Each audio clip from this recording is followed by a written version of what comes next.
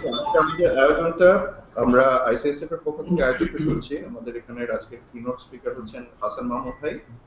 আহ, ওনার credential অনেক। ওনার সবচেয়ে বড় পরিচয় হচ্ছে উনি একজন মুক্তিযোদ্ধা ছিলেন এবং মুক্তিযুদ্ধের সংগ্রামে আমাদের সাথে আহ, আহ, সংগ্রাম করেছেন 1971-এ। এছাড়াও উনি ওয়ার্ল্ড মুসলিম কংগ্রেসের একজন উপদেষ্টা বোর্ডের সদস্য, ফ্রি মুসলিম কোয়ালিশনের একজন কানাডা প্রতিনিধি, দিন রিসার্চ সেন্টার হল্যান্ডের একজন রিসার্চ অ্যাসোসিয়েট, এবং মুসলিম ফাস্টিং টুমরোর একজন জেনারেল সেক্রেটারি তিনি। তার একটা বই আছে, বইটার নাম হচ্ছে শরিয়া কি বলে এবং আমরা কি করি, এবং এছাড়াও ওনার বেশ কিছু ডকুমেন্টারি মুভি আছে এবং যার ভিতরে একটি ডিভাইন স্টোন প্রায় 14টি ইসলামী সংগঠন দ্বারা এন্ডোর্সড হয়েছেন। তো আজকে আমাদের এই অনুষ্ঠানের মূল লক্ষ্য হচ্ছে যে আইসিএসএফ এর পক্ষ থেকে আমরা জানি যে আমরা সবসময় যুদ্ধাপরাধীদের বিচারের উপর গবেষণা এবং বিচার প্রক্রিয়াকে কিভাবে সহযোগিতা করা যায় সে ব্যাপারে আমরা সবসময় কাজ করে আসছি।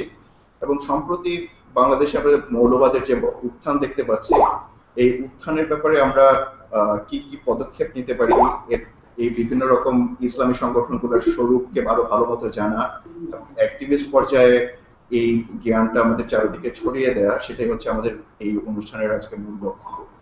তো প্রথমেই আমি আমাদের হাসান ভাইকে বলবো যে আমাদের যেটা মূল বিপক্ষ শক্তি জামাতে ইসলাম মওদুদিবাদ ফলো করে, এবং এই মওদুদিবাদের ব্যাপারে আমাদেরকে যদি সংক্ষেপে আপনি কিছু বলতে পারতেন। হাসান ভাই। প্রথমে আমি আমার হৃদয়ের অন্তঃস্থল থেকে প্রত্যেকটি বাংলাদেশিকে আসসালামু আলাইকুম জানাই। ধর্ম, বর্ণ, ভাষা, দল, মত বাদ দিয়ে সবার উপর শান্তি বর্ষিত হোক। এই অনুষ্ঠান যারা আয়োজন করেছেন আইসিএসএফ এবং অন্যরা যারা এত পরিশ্রম করেছেন সবাইকে অনেক ধন্যবাদ। আজকে এই মুহূর্ত আমাদের জাতীয় জীবনে আমি একটা মাইল ফলক মনে করি, তার কারণ মওদুদিবাদ বহুদিন ধরে দেশে সক্রিয়।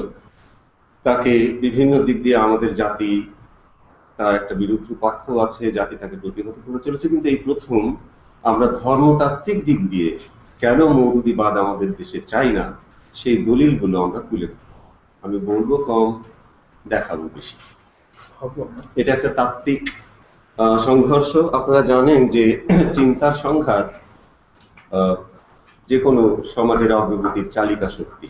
কাজে মওদুদিবাদের একটা চিন্তা, একটা কাঠামো আছে, আমাদেরও আছে, দুটোর মধ্যে সংঘাত আছে।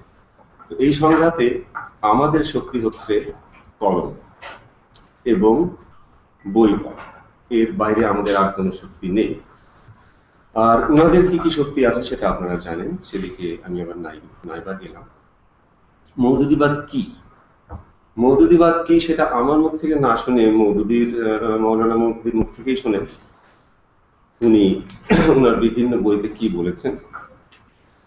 আমি জাস্ট 2-3টে বাক্য করে শোনাচ্ছি। জিহাদিন ইসলাম থেকে, তারপরে ইসলামিক ল অ্যান্ড কনস্টিটিউশন থেকে, short history of the revivalist movement of Islam থেকে, হিউম্যান রাইটস ইন ইসলাম থেকে, বিভিন্ন বই থেকে উনি বলছেন নবীজি ইসলাম গ্রহণের জন্য আশেপাশের দেশগুলিতে আমন্ত্রণ পাঠান। যখন ওই দেশগুলির শাসকগণ এই আমন্ত্রণ গ্রহণ করিতে অস্বীকার করিল, তখন নবীজি তাহাদের বিরুদ্ধে সামরিক আক্রমণের ব্যবস্থা করিলেন। এটা হচ্ছে তাদের স্টার্টিং পয়েন্ট, নবীজিকে অনুসরণ করার, নবীজিকে ব্যাখ্যা করার। তারপরে উনি বলছেন জিহাদ ইসলাম পেজ প্রবাবলি 6, যদি মুসলিম পার্টি অবশ্যই অন্য দেশের লোকদের প্রতি ইসলাম গ্রহণের আহ্বান জানাইবে। ইহা ছাড়াও যদি মুসলিম পার্টির হাতে যথেষ্ট শক্তি থাকে তবে সে দুনিয়ার অমুসলিম সরকারগুলোকে উচ্ছেদ করিবে। Eliminate from the face of the earth, কথাটা বলা আছে। এলিমিনেট মানে উচ্ছেদ করা।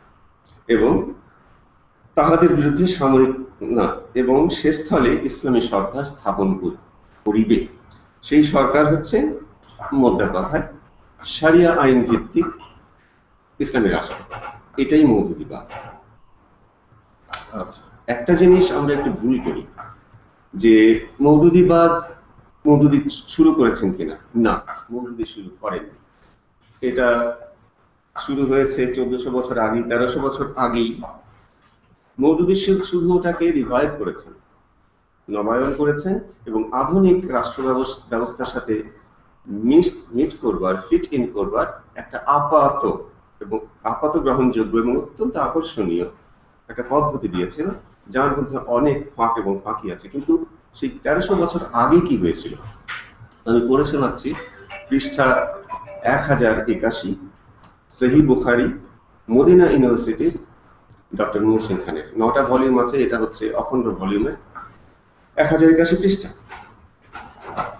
একই কথা বলা আছে। So the Muslims were not permitted to abandon the fighting against them pagan Jews and Christians, মানে পৌত্তলিক ইহুদি এবং খ্রিস্টানদের বিরুদ্ধে যুদ্ধ বন্ধ করার, অ্যাবান্ডন করার অনুমতি মুসলমানদেরকে দেওয়া হইল না। এটা আল্লাহর তরফ থেকে নাকি এসছে। as it is now obvious, না তারপরে বলছেন, and to reconcile with them and to suspend hostilities against them for an unlimited period. এটা পারপেচুয়াল যুদ্ধ ঘোষণা, একটা মানে সীমাহীন সময়ের জন্য দুনিয়ার পৌত্তলিক ইহুদি এবং খ্রিস্টানদের বিরুদ্ধে যুদ্ধ ঘোষণা ছাড়া আর কিছুই না। যতক্ষণ মুসলমানদের শক্তি থাকবে and strong are able to fight against them non-Muslims. As it is obvious now, at first the fighting was forbidden. প্রথমে যুদ্ধ করা ছিল অবৈধ। Then it was permitted, and after that it was made obligatory. পরে অনুমতি দেওয়া হলো এবং তারপরে বাধ্যতামূলক করা হলো। এই যে দুনিয়ার সমস্ত নন মুসলিমকে সামরিক শক্তিতে পরাজিত করে শরিয়া ভিত্তিক ইসলামী রাষ্ট্র স্থাপন করা, সেটা 1300 বছর আগেই হয়েছে। মওদুদি সেটাকে শুধু রিভাইভ করছেন মাত্র। আমরা সেটাকেই মওদুদিবাদ বলে জানি। আচ্ছা, তো এই মওদুদিবাদের সাথে আমরা জানি যে মওদুদিবাদের সবচেয়ে বড় ফলোয়ার হচ্ছে বাংলাদেশের জামাতে ইসলাম।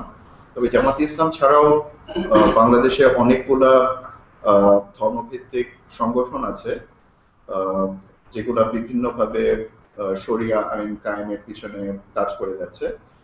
তো জামাতে ইসলামের সাথে ওই দলগুলোর সামঞ্জস্য কি আছে বা তফাৎ কি আছে, এটা যদি একটু ব্যাখ্যা করতে পারতেন খুব সংক্ষেপে। সংক্ষেপে 5 মিনিট। বিষয়টা এত বিশাল যে আমি শুধু মোটা দাগে দু একটা কথা বলতে পারি। মওদুদিবাদ হচ্ছে শরিয়া ভিত্তিক ইসলামী রাষ্ট্র প্রতিষ্ঠা। অন্যান্য যে সমস্ত ইসলামিক দল জামাতের সাথে বিরোধিতা করছে, তাদেরও কিন্তু উদ্দেশ্য একই। তারাও কিন্তু শরিয়া ভিত্তিক ইসলামী রাষ্ট্রই চায়, তাদের প্রত্যেকে। কাজেই এই দিক দিয়ে ওদের আদর্শিক কোনো তফাৎ নেই, ওদের পদ্ধতির তফাৎ আছে। অনেকে হয়তো জামাতকে অপছন্দ করে কিংবা ঘৃণাই করে জামাতের একাত্তরের ভূমিকার জন্য, কিন্তু সেটা আপাতত।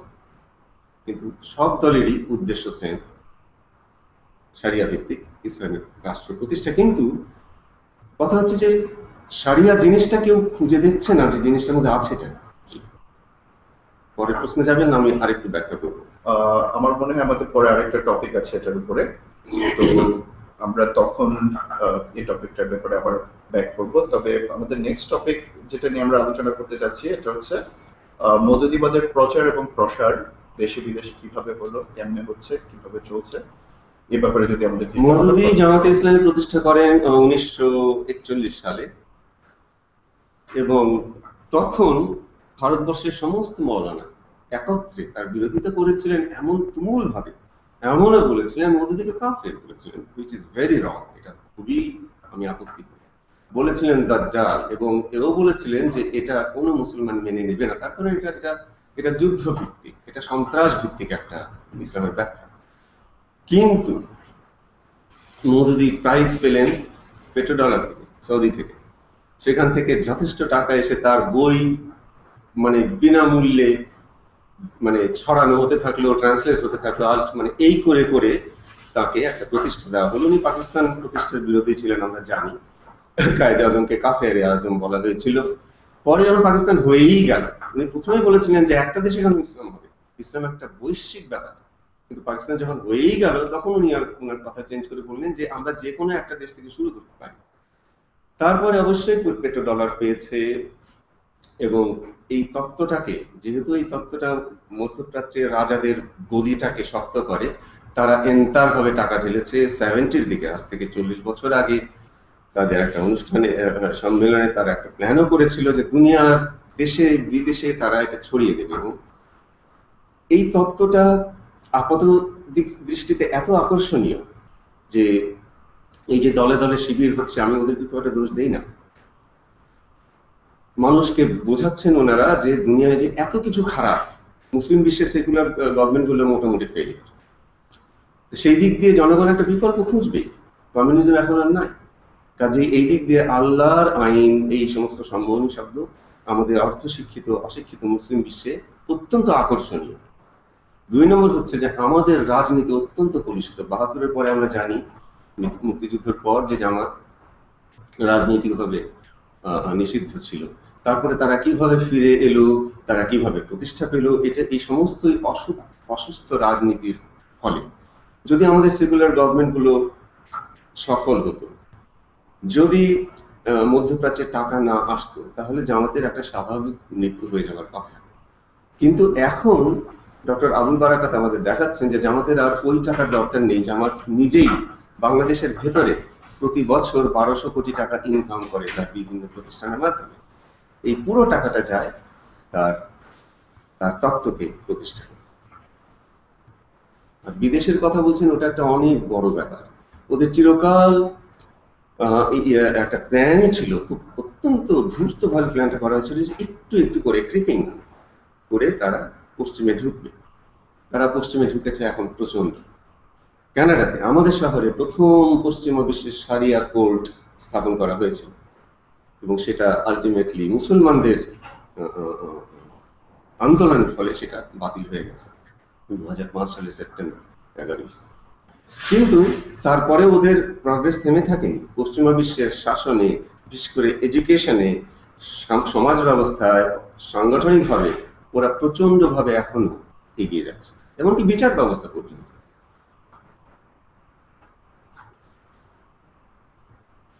আচ্ছা, আমাদের এখানে কিছু প্রশ্ন এসছে, যেমন সাম্প্রতিক ঘটনার আলোকে আমরা যেটা প্রায় এখন দেখতে পাচ্ছি যে বিভিন্ন সংগঠনকে বা বিভিন্ন গোষ্ঠীকে এই ইসলামী সংগঠনগুলো নাস্তিক, মুরতাদ হিসেবে ঘোষণা করছে। যেমন আমরা জানি যে হেফাজতে ইসলাম শাহবাগীদেরকে নাস্তিক হিসেবে ঘোষণা করেছে। তো এ ব্যাপারে মানে ইসলাম সম্মতভাবে এটা কতটুকু যৌক্তিক, এবং মানে এই ব্যাপারে যদি কিছু। এটা আমাকে এত আহত করে যে মওদুদি একটা কথা খাঁটি বলেছেন, যে এই একটা জিনিস, তাকফির বলে, তাকফির, অন্যকে কাফির ঘোষণা করা, অন্য মুসলিমকে, এই একটা জিনিস মুসলিম বিশ্বের উম্মার যত ক্ষতি করেছে আর কোনো কিছু তত করে। আমাদের প্রত্যেকটা ইমাম, প্রায় প্রত্যেকটা ইমাম, আমাদের প্রত্যেকটা বৈজ্ঞানিক অতীতের এই ঘোষণা স্বীকার হয়েছেন। বড় পীর আব্দুল কাদের জিলানী তার বুনিয়াদুত তালেবিন বইয়ের মুখবন্ধে আপনি দেখবেন না, ফতুল গায়েব বইয়ের মুখবন্ধে আপনি দেখবেন যে তার বিরুদ্ধে 1000 মাওলানা একটা সাইন করে তাকে কাফের ঘোষণা করেছে। তো কে কাফের নয়? নাস্তিক যে শাহবাগকে বলছে ওখানে মাওলানারা নাই, ওখানে হিজাব পরা মহিলারা নাই, ওখানে মাদ্রাসার শিক্ষক ছাত্ররা নাই টুপি পরে দাঁড়িয়ে রেখে, তাদের সবাইকে নাস্তিক বলে ঘোষণা করে উনারা কোরআনকে লঙ্ঘন করেছেন, সূরা নিসা আয়াত 94, রাসূলকে লঙ্ঘন করেছেন মারাত্মকভাবে, সহিহ বুখারী ভলিউম 4 হাদিস 293-294। কিভাবে করেছেন এক্সপ্লেইন করি। আপনারা জানেন যে তখন যুদ্ধ সংঘাত চলছিল, বেশ কিছু বিপক্ষের লোক মুসলমান হবার ভান করত এবং ভেতর থেকে ক্ষতি করার চেষ্টা করত। তাদেরকে বলা হতো হিপোক্রিট, মুনাফিক। এর উপরে কোরআনে একটা সূরাই আছে, সূরা মুনাফিকুন, সবাই জানত। তো এটাকে কে মুসলমান কে অমুসলমান এই অধিকার কোনো মানুষকে দেওয়া যায় না। দিলে সেটার অপব্যবহার হবেই, যেমন হয়েছে হযরত আব্দুল কাদের জিলানীর ব্যাপার হয়েছে, সমস্ত ইমামের ব্যাপারে হয়েছে। উনারা আবার সেই জিনিসটাকে ফিরিয়ে আনলেন, সেটাকে একদম সিম্পল করে আল্লাহর হাতে রাখার কথাটা আল্লাহ একেবারে স্পষ্ট বলেছেন সূরা নিসা আয়াত 94-এ, যে তোমাকে মুসলমান হিসেবে সালাম করে, মর্মার্থ হচ্ছে যে মুসলমান হিসেবে দাবি করে, নিজেকে বলে, তাহাকে বলিও না, এটা কিন্তু হুকুম, এটা উপদেশ না, তাহাকে বলিও না যে তুমি মুসলমান নাও। এখন আসি রসুল বললেন, সহিহ বুখারী ভলিউম 4 হাদিস 293-294, রসুল বললেন মুসলমানদেরকে যে এখানে কে কে মুসলমান কতজন একটা তালিকা বানাও, উনি একটা মূল্যায়ন করেছেন। সাহাবীরা তালিকা বানালো, তার মধ্যে নিশ্চয়ই মুনাফিকরাও ছিল এবং নিশ্চয়ই রসুল সেটা জানতেন। রসুল কয়জনকে বাতিল করেছেন? কয়জনের দাবি? একজন না, কিচ্ছু বলেননি। যে মুসলমান দাবি করছে তাকে মুসলমান হিসাবে ধরে না।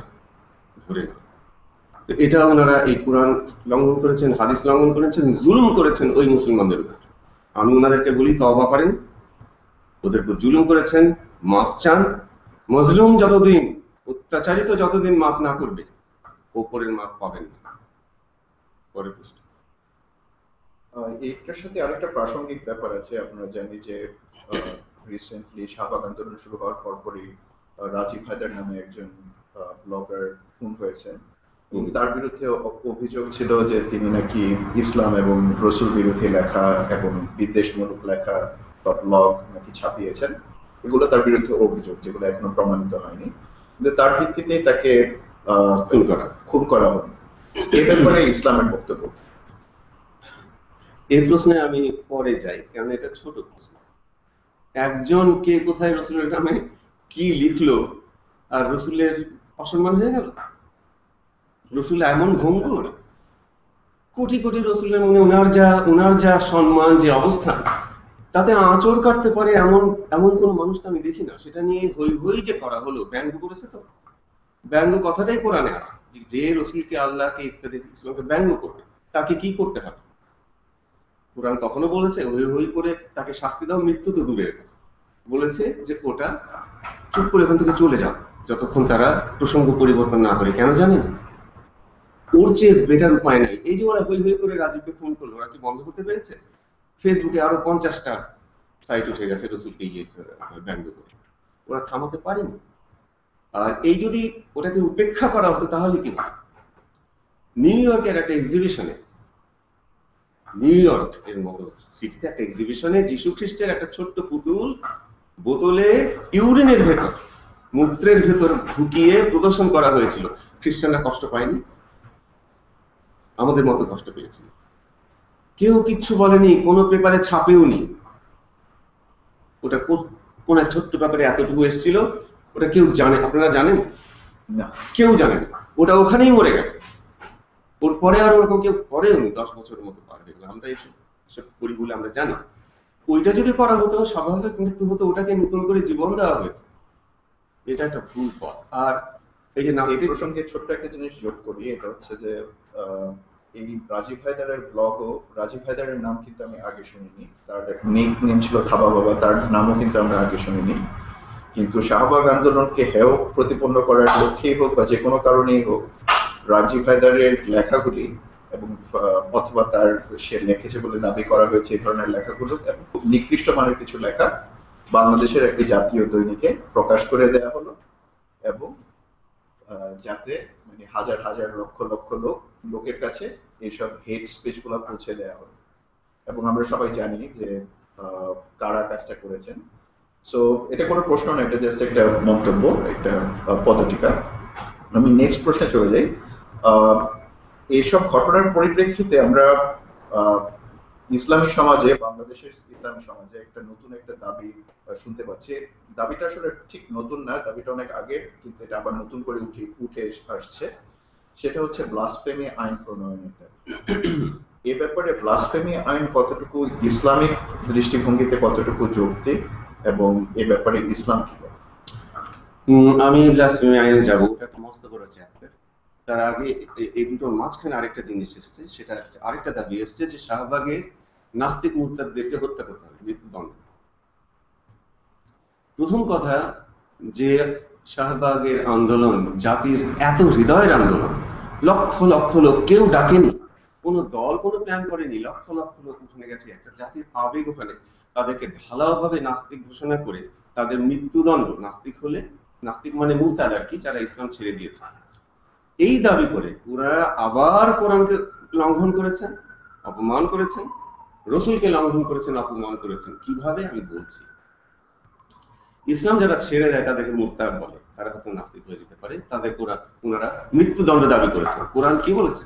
কোরআন এই মুরতাদ ইস্যু, ইসলাম ছেড়ে দেওয়ার ইস্যু হ্যান্ডেল করেছে, অ্যাড্রেস করেছে সূরা বাকারা 217, সূরা ইমরান 80, 86, 106, সূরা তাওবা 65, সূরা নিসা 137, সূরা নাহল 106। কোনো জায়গায় বলা নাই যে যারা ইসলাম ছেড়ে দিয়েছে তাদেরকে হত্যা করতে হবে, কোনো শাস্তির কথাও বলা নাই, বরং এটা বলা আছে তারা তারা দোজখে অনন্তকাল জ্বলিবে।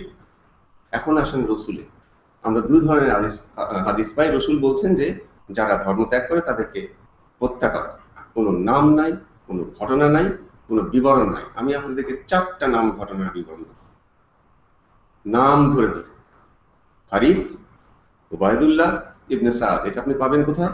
এটা আপনি পাবেন সিরাত ইবনে হিশাম ইবনে ইশাক নামে যেটা বিখ্যাত, সেই বইয়ের 384 পৃষ্ঠা, 527 পৃষ্ঠা এবং 550 পৃষ্ঠা। এই সেই বই, রাসূলুল্লাহর সবচেয়ে নির্ভরযোগ্য জীবনী, সেই আমলে লেখা, যা ইবনে হিশাম ইবনে ইশাক নামে পরিচিত। এই 3টা পৃষ্ঠায় এই 3জন মুরতাদের বিস্তারিত বিবরণ আছে। আচ্ছা, উবাইদুল্লাহর কথা আমি ছাড়লাম, সে ইথিওপিয়া গিয়ে ইসলাম ছেড়েছিল, নবীজি তাকে হাতে পাননি, কিন্তু বাকি দুজনকে তো পরে গ্রেপ্তার করা হয়েছিল। নবীজি কি করেছিলেন?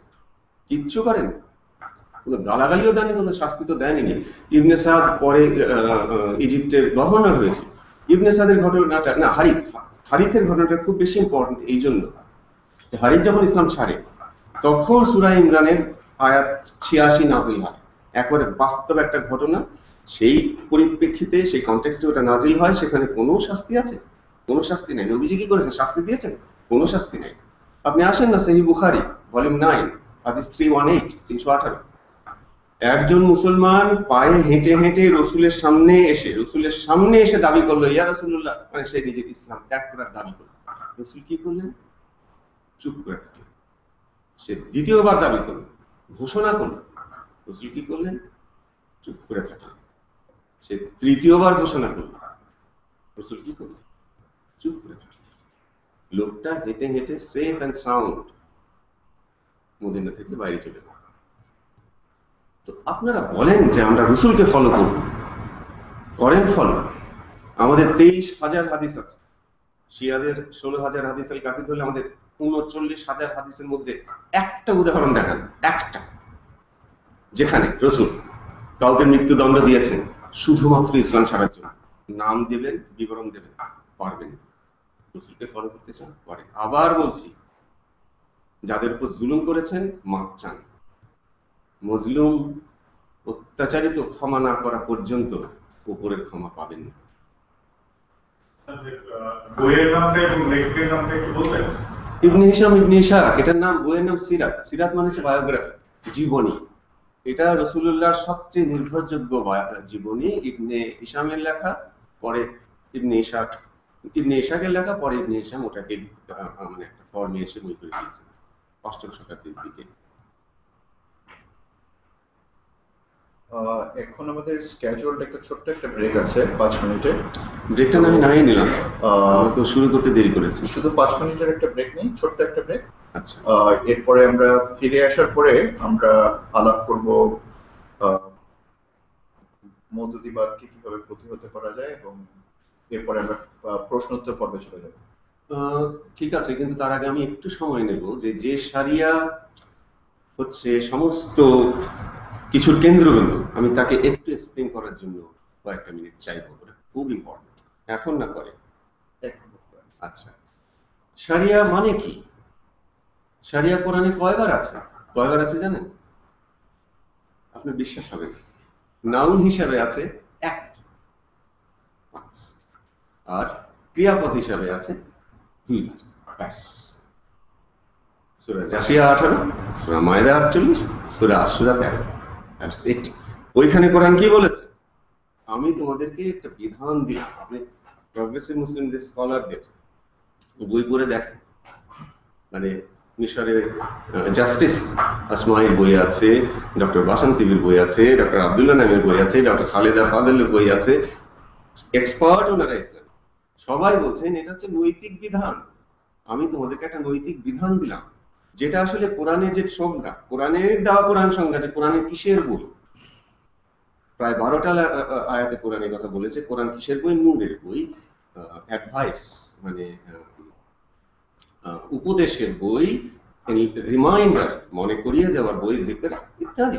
কোথাও বলা নাই যে কোরআন একটা আইনের বই, বরঞ্চ এখানে আছে, আপনি জানেন এনসাইক্লোপিডিয়া ব্রিটানিকা 1983 যদি খোলেন ইমাম বুখারী, দেখবেন যে ইমাম বুখারী যে মুহূর্তে বলেছেন যে কোরআন কোনো শাশ্বত আইনের বই নয়, কিছু তাৎক্ষণিক আইন আছে, কোরআন কোনো শাশ্বত আইনের বই নয়, খলিফার সাথে সাথে তাকে পাবলিক থেকে ডিটাচ করে একটা একেবারে নির্বাসনে পাঠিয়েছেন, ওখানেই তার মৃত্যু হয়েছিল। তো এই যে নৈতিক বিধান, এটা তো শুধু মুসলমানের নয়, এটা পুরো মানব সমাজের দরকার অগ্রগতির জন্য। এবং এই নৈতিক বিধান যে সমাজ, যে গোষ্ঠী, যে রাষ্ট্র নিয়েছে, তারা উন্নতি করেছে। এই জিনিসটাকে রাষ্ট্রীয় কানুন, এই শেপ দেওয়াটা ছিল কোরআনের প্রতি একটা বিশাল বিশ্বাসঘাতকতা। এবং সেই বিশ্বাসঘাতকতার কি চরম মূল্য পৃথিবীর বিশ্ব মুসলিম দিয়েছে আমরা তো জানি। শারিয়া যে সমস্ত দেশে আছে, সেই সমস্ত দেশে আপনি শুধু মানবাধিকারটা দেখেন। আল্লাহ কয়জন? আল্লাহ একক, লা ইলাহা ইল্লাল্লাহ। আল্লাহর আইন 5টা কেন? শাফি, হাম্বলি, মালিকি, হানাফি এবং জাফরি। এই 5টা কি একরকম? না, এদের মধ্যে শুধু তফাৎ না, এত সংঘর্ষ আছে। একই মামলায় হানাফি আইনে অভিযুক্তকে আপনি খালাস দিতে বাধ্য, আপনি যদি বেচারা হন। ওই একই মামলায় মালিকি আইনে আপনি মৃত্যুদণ্ড দেবেন। এক শারিয়া আইনে যেটা হালাল, আরেক শারিয়া আইনে সেটা হারাম। এই সংঘর্ষ আল্লাহর আইন হলে এই সংঘর্ষ আমরা দেখতাম। আল্লাহর আইন হলে, আল্লাহর আইন কখনো আল্লাহর কিতাবকে লঙ্ঘন করবে? আমি আরেকটা উদাহরণ দেব, কারণ এই উদাহরণটা কথা বলবে আমার চেয়ে বেশি। এই যে যারা করে, ব্যভিচার করে, ব্যভিচার একটা অন্যায়, সমস্ত যুগে সমস্ত সমাজে এটা করে নেওয়া হয়। ব্যভিচার একটা অন্যায়। ব্যভিচারকে সূরা নিসা 15, 16, 25, সূরা নূর 1, 2, 26 বলা আছে যে ব্যভিচারীদেরকে 100টা করে চাবুক মারে। শারিয়া আইনে বলছে যে ওদেরকে হত্যা করো। হয়ে গেল না কোরআন লঙ্ঘন?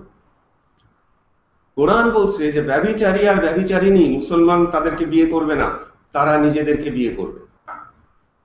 আপনি তাদেরকে মেরে ফেললে আপনি কি 2টো লাশের বিয়ে দেবেন? তাহলে এই আইনটা কোত্থেকে এলো? আইনটা কোত্থেকে এলো?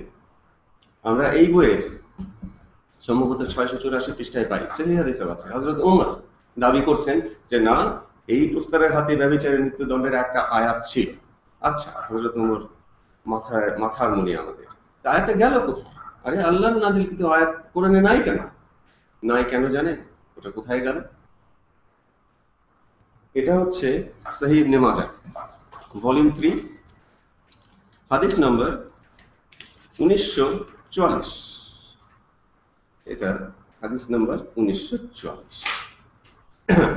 এই যে সহিহ ইবনে মাজাহ হাদিস নম্বর 1944। কে বলছেন? আর কেউ না, বিবি আয়েশা বলছেন। হ্যাঁ, ওই আয়াতটা নাজিল ছিল এবং এটা কাগজের উপর লেখা ছিল এবং আমরা একটা কুশনের ভেতরে রেখেছিলাম। যখন রাসূলুল্লাহ ওফাত হলেন, ইন্তেকাল করলেন, আমরা সেটা নিয়ে ব্যস্ত ছিলাম। তখন এই ডোমেস্টিক গোট, একটা গৃহপালিত ছাগল ঘরে ঢুকিয়ে উহা খাইয়া ফেলে। ও ছাগলে খাওয়া একটা আল্লাহর কালাম, ছাগলে খেয়ে গেছে 1300 বছর আগে, আর তার পানিশমেন্ট চালু আছে। এটা ছোট সমস্যা, আরো একটা বড় সমস্যা আছে। আল্লাহ কি বলেননি সূরা হিজর আয়াত 9, এই কিতাব আমি নাজিল করেছি, এটা আমি সংরক্ষণ করব। কোথায় গেল আল্লাহ?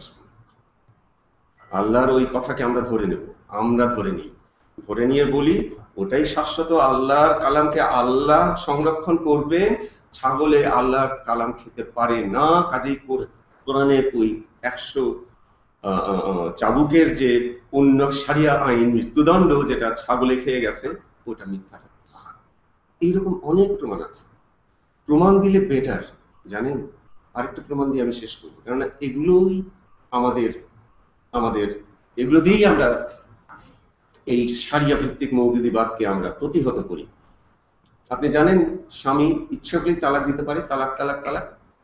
শাফি ল, আপনারা শাফি বইয়ের নাম শুনেছেন, এটা আসলে আমি একটু ইন্টারাপ্ট করি আপনাকে। এটা আপনার হিল্লা মুভিটাতে আমরা দেখেছি।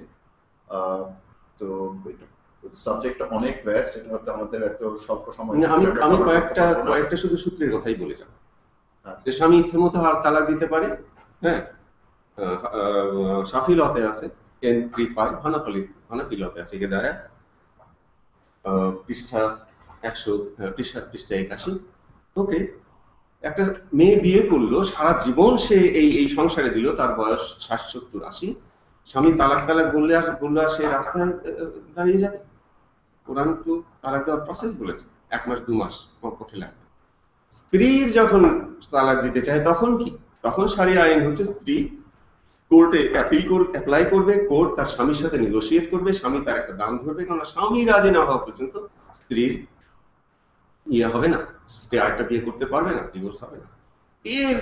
এই একটা আইনের পাল্লায় পড়ে কত কত মেয়ের যে জীবন নষ্ট হয়। অথচ রাসূলুল্লাহর কাছে জানি আমরা, সহিহ বুখারী ভলিউম 7 হাদিস 199-206 188,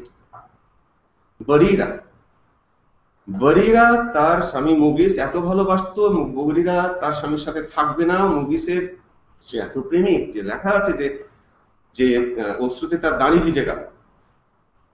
রসুল বললেন, এ বরিরা তুমি কেন ওর সাথে থাকছো না? বরিরা বললেন, ইয়া রাসূলুল্লাহ, এটা কি আপনার আদেশ? আদেশ হলে একরকম, না এটা আপনি চান, আপনার ইচ্ছা, আপনি সুপারিশ। রাসূলুল্লাহ বললেন, আমার আদেশ না, এটা আমার সুপারিশ। বরিরা বললেন, আমি চাই না। মাওলানা মুহিউদ্দিনের কোরআনে আছে যে রাসূলুল্লাহ তাকে সেইভাবে থাকতে দিলেন। বিবি আয়েশা কি বলছেন? এটা লাস্ট দলিল। বিবি আয়েশা কি বলছেন? হাদিস 188, যে আল্লাহ আমাদেরকে রাসূলকে ছেড়ে যাবার অধিকার দিয়েছিলেন সূরা আল আহজাব। আমরা ছেড়ে যাইনি, সেটা আমাদের ইচ্ছা, কিন্তু আমাদের অধিকার ছিল। লাস্ট পয়েন্ট সূরা নিসা আয়াত 19, আল্লাহ কি বলেছেন? জবরদস্তি ভাবে কোনো মেয়ের উত্তরাধিকারী হয়ে বসো না। উত্তরাধিকারী একটা আরবিক এক্সপ্রেশন, মানে জবরদস্তি ভাবে কোনো মেয়েকে তুমি রাখতে পারো না।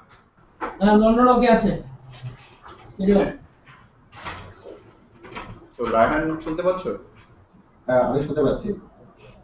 আচ্ছা, আমাদের এজেন্ডাতে নেক্সট ছিল এর ব্যাপারে আলাপ করা, যে আহলে হাদিস মওদুদিবাদকে কিভাবে প্রতিহত করা সম্ভব, ওই টপিকে আমাদের যাওয়ার কথা ছিল। এবং আমাদের অনেকগুলো প্রশ্নও ছিল, আহলে হাদিস, আহলে হেফাজতে ইসলাম, এগুলোর পার্থক্য কি, সিমিলারিটিস কি আছে, ওই প্রশ্নগুলো আমাদের লিস্টেতে এবং এজেন্ডাতে আছে। তো এখন আমরা তাহলে ইয়েটা শুরু করে দিই, যে নেক্সট টপিকে চলে যাই। রায়হান, কথা বলতে পারি? হ্যালো, আমরা লন্ডন থেকে কথা বলতে পারি? হ্যাঁ বলো প্লিজ। ফার্স্ট থিং, কয়েকটা বিষয় ক্ল্যারিফাই করে নিই। আমরা আসলে ডিসকাশনটা আমরা চাচ্ছি না যেটা একটা জাস্ট পিওর থিওলজিক ডিসকাশন হোক। আমরা এটার একটা পলিটিক্যাল কনটেক্সচুয়ালাইজ একটা চেহারা দেখতে চাচ্ছি, আমাদের অডিয়েন্স যারা আছে তারাও সেটাই শুনতে চাচ্ছেন। সো হাসান যে ওদিকে যাচ্ছিলেন, আমার মনে হয় পরের অংশটা তুমি ওই জায়গাটাতে একটু ফোকাস করতে পারেন, নাম্বার 1। নাম্বার 2, যেটা এটা আজকের এই প্রোগ্রামটা ইউটিউবে এবং লাইভ স্ট্রিমে এটা আপনার ব্রডকাস্ট হচ্ছে। আমরা কুইকলি একটু জানাই দেওয়া উচিত যে কিভাবে প্রত্যেকে পার্টিসিপেট করতে পারে। একটা হচ্ছে টুইটারে আমরা অলরেডি একটা হ্যাশট্যাগ লঞ্চ করেছি, সেটা হচ্ছে ICSF 26 মে। এই নামে এই হ্যাশট্যাগে যে কোনো প্রশ্ন থ্রো করলে ওটা মডারেটর ইনস্ট্যান্টলি পিক করছে। তো এটা আমরা একটু পরে ঘোষণা দিতে পারি টুইটারের এই হ্যাশট্যাগটা। প্লাস ফেসবুক ইভেন্ট পেজেও আমরা প্রত্যেকের প্রশ্ন রেখে যাচ্ছে। এটা হচ্ছে যে যারা অনলাইনে যারা পার্টিসিপেট করছেন বা কমেন্ট করছেন তাদের জন্য। আর প্রতিটা ভেন্যু এখন আমাদের টরন্টো সহ, লন্ডন সহ, ওদিকে নিউক্যাসল, ম্যানচেস্টার, লেস্টার, আর ওদিকে ঢাকা থেকে যারা পার্টিসিপেট করছেন, তারা প্রত্যেকটা ভেন্যুতে তারা নিজেরাও, আমি শিওর যে ওনাদের নিজেদের অনেক প্রশ্ন আছে, এবং আমি শিওর যে ওনারা নিজেরাও অনেক কমেন্ট করতে চাচ্ছেন। এটা খুবই একটা ইন্টারেস্টিং টপিক যেটা হাসান ভাই আজকে রেজ করলেন। তো আমার মনে হয় ওটার জন্য আমরা let us set up A method how we do it. কারণ আমাদের প্রত্যেকটা ভেন্যুতে ডেজিগনেটেড একজন করে কোঅর্ডিনেটর বা মডারেটর আছে। তো আমরা 1 বাই 1 আমরা একটা করে ভেন্যুতে যেতে পারি। আমরা we can start with London. আমাদের লন্ডনে এখন এতক্ষণ যারা কথা বললেন, মানে যারা আছেন তাদের কিছু প্রশ্ন আছে। ওই প্রশ্নগুলা আমরা করতে পারি, মানে আমরা একটা ভেন্যু কোঅর্ডিনেট করি এবং সেটা আমরা প্রশ্নগুলো হাসান ভাইয়ের কাছে পোস্ট করি। হাসান ভাই ওর সাথে এনগেজ করেন এবং আমরা এইভাবে একটার পর একটা আমরা ভেন্যুতে যেতে পারি। আমার মনে হয় উইল দ্যাট ওয়ার্ক? হাসান ভাই আপনার সজেশন কি বলেন? হ্যাঁ, এটা খুবই ভালো একটা আইডিয়া। তো হাসান ভাই, আহ, রায়হান, তোমরা কি এখন প্রশ্নগুলো শুরু করতে যাচ্ছ লন্ডন প্যানেল থেকে? আহ, আমরা মনে হয় লন্ডন ভেন্যু থেকে শুরু করে দিতে পারি। আমাদের 3টা প্রশ্ন অলরেডি এসেছে। আমরা এখানে আমরা এখন হাসান থেকে উনি মনে আনসার করতে পারবেন। তার মধ্যে একটা প্রশ্ন নোরা শরীফ করেছেন। রানা, আপনি একটু বলেন নোরা শরীফের প্রশ্নটা কি ছিল? এখানে আসলে সবাই জানতে চাচ্ছেন যে ইসলামিক একটু জোরে। ইসলামিক গ্রুপগুলো বাংলাদেশে কি করে কাজ করছে, তো এই গ্রুপগুলোর বিভিন্ন ভাগ, সে ব্যাপারে যদি হাসান ভাই একটু কথা বলেন। প্রশ্নটা কি শুনেছেন আপনারা? কত শোনা যায়নি, আবার রিপিট করলে ভালো হয়। আপনি বলেন। আচ্ছা, প্রশ্নটা যেটা একটা প্রশ্ন এসেছে এখানে নোরা শরীফ করেছেন, সেটা হচ্ছে যে ইসলামিক গ্রুপগুলো বাংলাদেশে আসলে কিভাবে অপারেট করছে। পার্টিকুলারলি যেটা থিওলজির লিঙ্কটা নিয়ে হাসান ভাই শুরু করেছিলেন, ওই লিঙ্কটাকে আরেকটু যদি ক্লিয়ার করেন যে মানে এদের মোটিভেশনটা কোত্থেকে আসছে। যেমন শুরু করলেন, আমি যেটা মনে করছি শুরুতেই যেটা বলেছেন যে ইসলামিক গ্রুপগুলো এটা মানে তারা মূলত স্টেট পাওয়ারটাকে তারা ইয়ে করতে চান, মানে তারা গ্র্যাব করতে চাচ্ছে। এটার সাথে বর্তমান গ্রুপগুলোর পজিশনটা কি? আমরা শুধু একটা গ্রুপের কথা জানি, বাকি গ্রুপগুলোর ব্যাপারে যদি হাসান একটু বলতে পারেন। এটা হচ্ছে একটা প্রশ্ন। আর একটা প্রশ্ন এসেছে আমাদের লন্ডনে, সেটা হচ্ছে একজন প্রশ্ন করেছেন, সেটা হচ্ছে যে এটা কতটুকু জরুরি হাদিস ফলো করা, মানে কোরআনে কি কিছু বলা আছে এমন কিছু যে হাদিসকে ফলো করতে হবে এখানে, বা করতেই হবে এমন কোনো কিছু কোরআনে বলা আছে কিনা, মানে এটার স্ট্যাটাসটা কি, মানে পার্টিকুলারলি অ্যাজ এ রুল এটা লিগ্যাল স্ট্যাটাসটা কি, মানে শরিয়ার আওতায় যদি করতে হয়। আর সেকেন্ড আরেকটা প্রশ্ন আপনি নিজেই বলেন, আপনি প্রশ্ন বলে আপনি ভালো করতে হবে সূরা আল বলছিলাম যে সূরা আল ইমরানের 7 ভার্স যেখানে বলা হচ্ছে যে হোয়াট ইজ কোরআন, মানে কোরআন কি এবং কোরআন কিভাবে ফলো করতে হবে। সেখানে আমি যতটুকু বুঝতে পারি Quran should be followed by every individual, এবং সে পরে যতটুকু আইডেন্টিফাই করবে এইভাবেই চলবে। কারণ ওখানে বলা হয়েছে যে Quran can mean different things to different people as they perceive by themselves. সেই হিসাবে আসলে কোরআনকে নিয়ে আমরা যে একটা স্ট্যান্ডার্ড আইন করি, এটা কতটুকু রাইট? স্পষ্ট বলুন। আর কারো কোনো প্রশ্ন? আচ্ছা, আরেকটা প্রশ্ন, 3 নম্বর প্রশ্নটা আমার কাছে পরিষ্কার হয়নি। আচ্ছা, সেটা হচ্ছে যে একটু জোরে। বাংলাদেশে কওমি মাদ্রাসা, যেটা মাদ্রাসা শিক্ষা, হ্যাঁ, এটা তো দিন দিন বাড়ছে এবং প্রত্যেকটা এলাকাতে আমরা দেখছি টেলিভিশন চ্যানেলে কোনো মাদ্রাসা শিক্ষাটা বাড়ানো হচ্ছে। তো এই পার্সপেক্টিভে আমরা যখন বলছি সেকুলার বাংলাদেশ চাচ্ছি, মানে কিভাবে এটা মাদ্রাসা শিক্ষার সঙ্গে আমাদের সেকুলার বাংলাদেশে কিভাবে আমরা সম্পর্কিত করবো আর কি, সহাবস্থান করবো। হ্যাঁ, আমি ওনার সঙ্গে একটু অ্যাড করবো এই কবি মাদ্রাসা সম্পর্কে। কবি মাদ্রাসা ওদের জন্ম থেকেই প্রচলিত, দেশের যে প্রচলিত আইন আছে বা সরকার আছে, সেই সরকারের নির্ধারিত কোনো সিলেবাসের উপরে তা লেখাপড়া করায় নাই।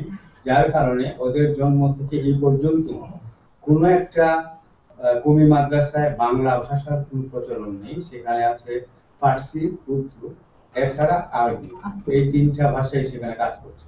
আমার কথা হচ্ছে গিয়ে যে এই কমি মাদ্রাসা আজকে যারা হেফাজতি ইয়ে করেছিল কিন্তু কমি মাদ্রাসা, সেখানে গভর্নমেন্টের একটা কিছু করা আছে কিনা যে এই দেশেই একটা মাদ্রাসা অপারেট করবে without the concern of government, বা গভর্নমেন্টের কোনো সিলেবাস ছাড়া, এটা কি আদৌ মানে চলতে দেওয়া যায় কিনা, সেটাকে গভর্নমেন্ট পরিষ্কার করা উচিত। আচ্ছা, আমাদের প্রশ্নগুলো করা হয়ে গেছে, আমাদের মাইক অফ করে দিতে পারেন। আমি সবগুলো প্রশ্নকে একত্রিত করে একটু জবাব দিই যে হ্যাঁ, মাদ্রাসাগুলো একটা অনিয়ন্ত্রিত প্রতিষ্ঠান। আমি সপ্তাহ দেড়েক আগে দেখলাম জনকণ্ঠে যে বাংলাদেশে এখন মোটামুটি 3 লক্ষ মাদ্রাসা আছে, কওমি, আলিয়া, ফুরকানিয়া ইত্যাদি।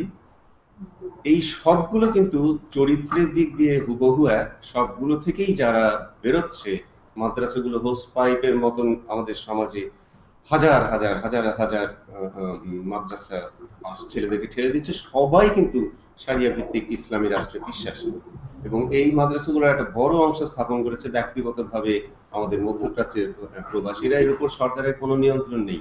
এই ব্যাপারটা আপনি খুবই ঠিক বলেছেন যে সরকার এটাকে টেক আপ না করা পর্যন্ত এটা আমাদেরকে একটা একটা খারাপ দিকে নিয়ে যাবে, কারণ ওই ছেলেগুলো তো আর ভ্যানিশ হয়ে যাচ্ছে না, সমাজের কোথাও না কোথাও থাকছে, তাদের প্রভাব বিস্তার করছে।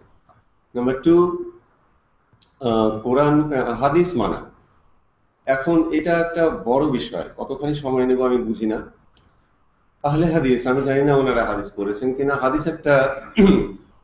হাদিস একদিক দিয়ে একটা মিক্সড ব্যাগ, যে কোনো ব্যাপারে আমরা বিভিন্ন উল্টা রকম হাদিস দেখি। সেজন্য নবম শতাব্দীতেই মুসলমানরা আপত্তি করেছিল হাদিসের ব্যাপারে, যে হাদিস নিয়ে আমরা একটা কনক্লুশনে পৌঁছতে পারছি না কেন, বিভিন্ন রকমের হাদিস একটা ব্যাপারে আসছে কেন। একটা উদাহরণ দিই, সুনান আবু দাউদ হাদিস 2139, প্রফেট বলেছেন, আমি একটা শব্দ যোগ করছি না, একটা শব্দ বাদ দিচ্ছি না, প্রফেট বলেছেন do not bit your wife, স্ত্রীকে প্রহার করবে না। এবং এটাই আমরা একটা ডিভাইন সুর বেহেশতি নবীর কাছ থেকে আশা করি। পরেরটা থেকে দেখি 2040 হাদিসটা মিসিং, মুছে দেওয়া হয়েছে। তারপরেরটাতে আছে যে লোকদের আপত্তির ভিত্তিতে সব বউগুলো নাকি সব কেমন হয়ে গেছে, কেউ আর কিছু মানছে না। তখন রসুল বললেন ঠিক আছে, বউ পিটাতে পারো। আমরা এখানে দেখছি যে এত বড় একটা বেসিক মৌলিক মানবাধিকার ব্যাপারে নবী যে নিজের যে ডিসিশন সিদ্ধান্ত দিলেন, নবী কি লোকের কথার মতো চলবেন, লোক নবীর কথার মতো চলবে? এই হাদিসটা সন্দেহজনক। এবং তারপরে হাদিসটা দেখেন, ঠিক তারপরে হাদিস 2142, নবী যিনিকে বলেছেন যে পরকালে কোন স্বামীকে জিজ্ঞাসা করা হবে না যে সে কেন এই জীবনে বউকে ধরিয়া পিটাইয়াছে। এটা কোনো কথা হলো? এটা ক্রিমিনালকে ইন্ডেমনিটি দেওয়া হলো না? তার জবাবদিহিতা তুলে নেওয়া হলো না? তাকে ফ্রি লাইসেন্স দেওয়া হলো না? এই হচ্ছে হাদিসের চরিত্র। আর আমরা হাদিস কতখানি মানব? কোরআনে কতবার বলা আছে যে তোমরা কি এই কোরআনের যে সুন্নাহ, এটা ছাড়া অন্য সুন্নাহ তালাশ করছো? কোরআন ঘাটলে আমরা হাদিসের বিরুদ্ধেই পাই। কিন্তু আমি হাদিসকে কখনোই ওদের মতো টোটালি নাকচ করব না। একটা গ্রুপ আছে আহলে কোরআন, তারা হাদিসকে টোটালি নাকচ করে না। হাদিস একটা ক্লাসিক সাহিত্য, এরকম সাহিত্য বিশ্ব মানবের নাই। এই সাহিত্যে আমাদের 23,000 হাদিসে আমাদের ইমামরা কালেক্ট করেছিলেন যা, তার থেকে 98.2% বাদ দেওয়ার পর 23,000, ওনারা কালেক্ট করেছিলেন মোটামুটি 23 লাখ। তারপরেও আমরা এর মধ্যে যে ডায়নামিক্সটা দেখি, আমরা বুঝতে পারি যে সোসাইটিটা কিভাবে থিও পলিটিক্যালি, মিলিটারিলি অ্যান্ড প্যাট্রিয়ার্চালি সব দিক দিয়ে সোসাইটি কিভাবে বিবর্তিত হয়েছিল, তার একটা সলিড ডকুমেন্ট, একটা ছায়া পাই আমরা ওখানে। কিন্তু আবার মুশকিলও আছে। সুনান আবু দাউদ 3639, প্রফেট বলিয়াছেন আমার সুন্নাহ লিখিয়া রাখো। পরের হাদিস 3640, সুনান আবু দাউদ, রাসূলুল্লাহ বলিয়াছেন, আমি এখন কোট করছি, একটা শব্দ বাদ দিচ্ছি না, একটা শব্দ যোগ করছি, আমার কোন রকম উদাহরণ তোমরা লিখে রাখবে না। এখন এই দুটো নিয়ে আমরা যাবো কোথায়? আমরা যাই কোরআনের কাছে, কোরআন বলেছে যে কোরআনই শ্রেষ্ঠ সুন্নাহ। আমরা যাই হযরত আলীর কাছে, যিনি সবচেয়ে বেশি সময় ছিলেন রাসূলের কাছ থেকে, তার হাদিস কয়টা পাচ্ছি? 12টা। হযরত উমরের হাদিস কয়টা? 15টা। হযরত আবু বকরের নাই বললি, হযরত উসমানের নাই বললি। তাহলে যে লোকটা সবচেয়ে বেশি হাদিস দিয়ে গেছেন, হযরত আবু হুরায়রা, 5000-এর বেশি, তিনি বলেছেন তিনি মুসলমানই হয়েছেন রাসূলুল্লাহর ওফাতের ইন্তেকালের 2 বছর আগে, 2.5 বছর আগে। না যিনি কোনো যুদ্ধে গেছেন, না তার জীবন স্টেক করেছেন, না কোনো সংগ্রাম করতে হয়েছে। 5000-এর বেশি হাদিস। এবং তার নিজের কথাতেই, মানে তার নিজের কথাতেই বলা আছে, উনি বলছেন যে রাসূলুল্লাহ এই বলেছেন। লোকেরা জিজ্ঞেস করলো, এই এটা কি রাসূলুল্লাহ বলা? লাস্ট সেন্টেন্স হচ্ছে no, it is from my side. আচ্ছা, আমাদের মনে হয় এখানে লেস্টার থেকে কিছু প্রশ্ন এসেছে। লেস্টারে কে আছেন? বিদিতা শুনতে পাচ্ছেন? আপনার মাইক্রোফোনটা মনে হয় মিউট করা আছে। না, আমরা লেস্টার না, নিউক্যাসল। ও, নিউক্যাসল। আচ্ছা, লেস্টারের থেকে কিছু প্রশ্ন এসেছে, ওগুলো আমি তাহলে জিজ্ঞেস করিনি। প্রথম প্রশ্ন যেটা এসেছে ওটা হচ্ছে খেলাফত প্রতিষ্ঠার ব্যাপারে কোরআন হাদিসে কি বলে? হিজবুত তাহরীর গ্রুপের মূল লক্ষ্য হচ্ছে খেলাফত প্রতিষ্ঠার, এটার তাত্ত্বিক ভিত্তিটা। কোরআন, আমি আবার বলছি, আপনারা দয়া করে যে কোনো শারিয়া বইয়ের মুখবন্ধটা পড়বেন, অথবা হিজবুত তাহরীরের গঠনতন্ত্র, জামাতের গঠনতন্ত্র, মওদুদী বই, সবগুলোতে একই কথা লেখা আছে, একই কয়েকটা ভার্স কোরআনের আয়াত ব্যবহার করা আছে, যে রসুল যেটা দিয়েছেন সেটা নেবে, যেটা দেননি সেটা নেবে না। হ্যাঁ, এবং সব মিলিয়ে কাঠামোটা এখানে এক্সপ্লেন করার মতো সময় নেই, কিন্তু কাঠামোটা এত ইন্টারেস্টিং এবং এত সলিড মনে হয় আপাত দৃষ্টিতে, যে ওটাই ইসলামিক স্টেট বানানো নাকি রসুলের লাইফ মিশন। কোরআনে যদি যাই 30টা আয়াত আছে, 30টার মতো, যে প্রত্যেকটা নবী রসুলের জীবনের মিশন কি ছিল কোরআন ডিফাইন করেছে, সংজ্ঞা দিয়েছে যে নবী রসুলকে আমাকে এই জন্য পাঠালাম, এই জন্য পাঠালাম, এই জন্য পাঠালাম। তার মধ্যে কোথাও রাষ্ট্রের কোনো ইয়ে নাই। এক রসুল্লাহ একটা অ্যাডমিনিস্ট্রেশন চালিয়েছিলেন, হযরত ইউসুফ চালিয়েছিলেন, হযরত সুলাইমান, হযরত দাউদ পৈতৃক সম্পর্কে রাষ্ট্র পেয়েছিলেন। এর বাইরে আর কোন নবী রসুলকে আমরা কোন রাষ্ট্র পরিচালনা করতে দেখি? হযরত ঈসা নো। রাষ্ট্র বানানো ইসলামের মুসলমান হওয়ার কোন শর্তই নয়, কিন্তু এটা যেহেতু আপনাদের বুঝতে হবে একটা কথা, রাসূলুল্লাহ যখন ইন্তেকাল করলেন এত কষ্ট করে এই একটা বর্বর জাতকে একটা সংগঠিত করলেন, নেকেড হয়ে তাওয়ায় বন্ধ, মেয়েদেরকে মারা বন্ধ, যুদ্ধ বন্ধ, একটা পজিটিভ দিকে এনে ছেড়ে দিলেন। যাওয়ার সময় খুব স্বাভাবিক ছিল যে উনি তার দ্বিতীয় নেতৃত্ব বলে যাবেন, উনি সেটা বলে যাননি অস্পষ্টভাবে যেটা বলে গেছেন, শিয়ারা যেটা বলে গাদির হুকুমের বক্তৃতা, যে আমি যার মওলা আলী তার মওলা, এটা একটা অস্পষ্ট কথা, শিয়ারা ওটা নিয়ে চলে। তো এই যে কাউকে না দিয়ে যাওয়া, এটাই কি ভবিষ্যতে 1400 বছর 1300 বছর পরে গণতন্ত্রের বীজ নয়? উনার এই বিশাল ধী শক্তিতে ধরা পড়েছিল ফিউডালিজম, কমিউনিজম, এইনিজম, সেইইজম, ট্রাইবালিজম বাদ দিয়ে আলটিমেটলি মানুষকে একটা জনপ্রতিনিধিত্বমূলক সরকারে আসতে হবে। কিন্তু 32 বছর পরই যখন এটা রাজাদের হাতে চলে গেল, রাজার ছেলে রাজা আমিরুল মুমিনিন, তার ছেলে আমিরুল মুমিনিন, তার ছেলে আমিরুল মুমিনিন, এইটা তো নবীজি দেননি। কাজেই তাদের এই ইসলামিক রাজত্বকে ইসলামের নামে বৈধ করার জন্য একটা কিছু দরকার ছিল, সেটাই হচ্ছে শারিয়া ল, যেটাকে বলা হলো আল্লাহর আইন, যেটা ছিল নৈতিক বিধান, বদলে দেওয়া হলো রাষ্ট্রীয় আইন। তারা রাষ্ট্রীয় আইন, আল্লাহর আইন চালাচ্ছেন, তারা আমিরুল মুমিনিন। হিজবুত তাহরিরকে পরাজিত করা 15 মিনিটের ব্যাপার। গুগল সার্চ করা অথবা যে কোনো ইসলামিক হিস্ট্রি নেই, প্রথম কয়েকশো বছর প্রতি 5 বছরে একটা করে বিদ্রোহ, পাল্টা বিদ্রোহ, খলিফাদের খুন, গুম, হত্যা, রক্ত রক্ত আর রক্ত। মাঝখানে 2-1 ছিলেন অত্যন্ত ভালো, যেমন ধরেন নাম বলে সময় লাগবে। সেই সময়ে বিজ্ঞানের উন্নতি হয়েছিল, ভারত থেকে বিজ্ঞানের উন্নতি গিয়েছিল, মুসলিম এবং ইহুদি বিজ্ঞানীরা একসাথে বসে সেটাকে তুঙ্গে দিয়েছিলেন। যখন মুসলিম সাম্রাজ্যের পতন হলো, তখন সেটা একজন, আমি নাম ভুলে গেছি, আয়ারল্যান্ডের একটা লোক, সেটা ইউরোপে নিয়ে যায়। ইউরোপ সেখান থেকে শুরু করে। মানব সভ্যতা কোনো একটা বিশেষ সম্প্রদায়ের ব্যক্তিগত সম্পত্তি নয়, এটা একটা চলমান প্রক্রিয়া। এখন আমেরিকায় আছে, 200 বছর পর চায়নায় চলে যেতে পারে, তাই না? কাজে এটাকে ওই ধর্মের নামে কুক্ষিগত করার কোনো ইয়ে নেই। যে খেলাফত হিজবুত তাহরির আনতে চায়, সেই খেলাফত আমি চ্যালেঞ্জ করি, আমাকে দেখাও, দলিল দেখাও, ওমরস প্যাক্ট নাম্বার 2 দেখো, সেখানে কি হয়েছিল। ওইভাবে হয় না। ধর্মীয় রাষ্ট্রে কখনো বিধর্মীদেরকে সমান স্ট্যাটাস আপনি দিতে পারেন না, দিলে ধর্মীয় রাষ্ট্র হবে না সেখানে।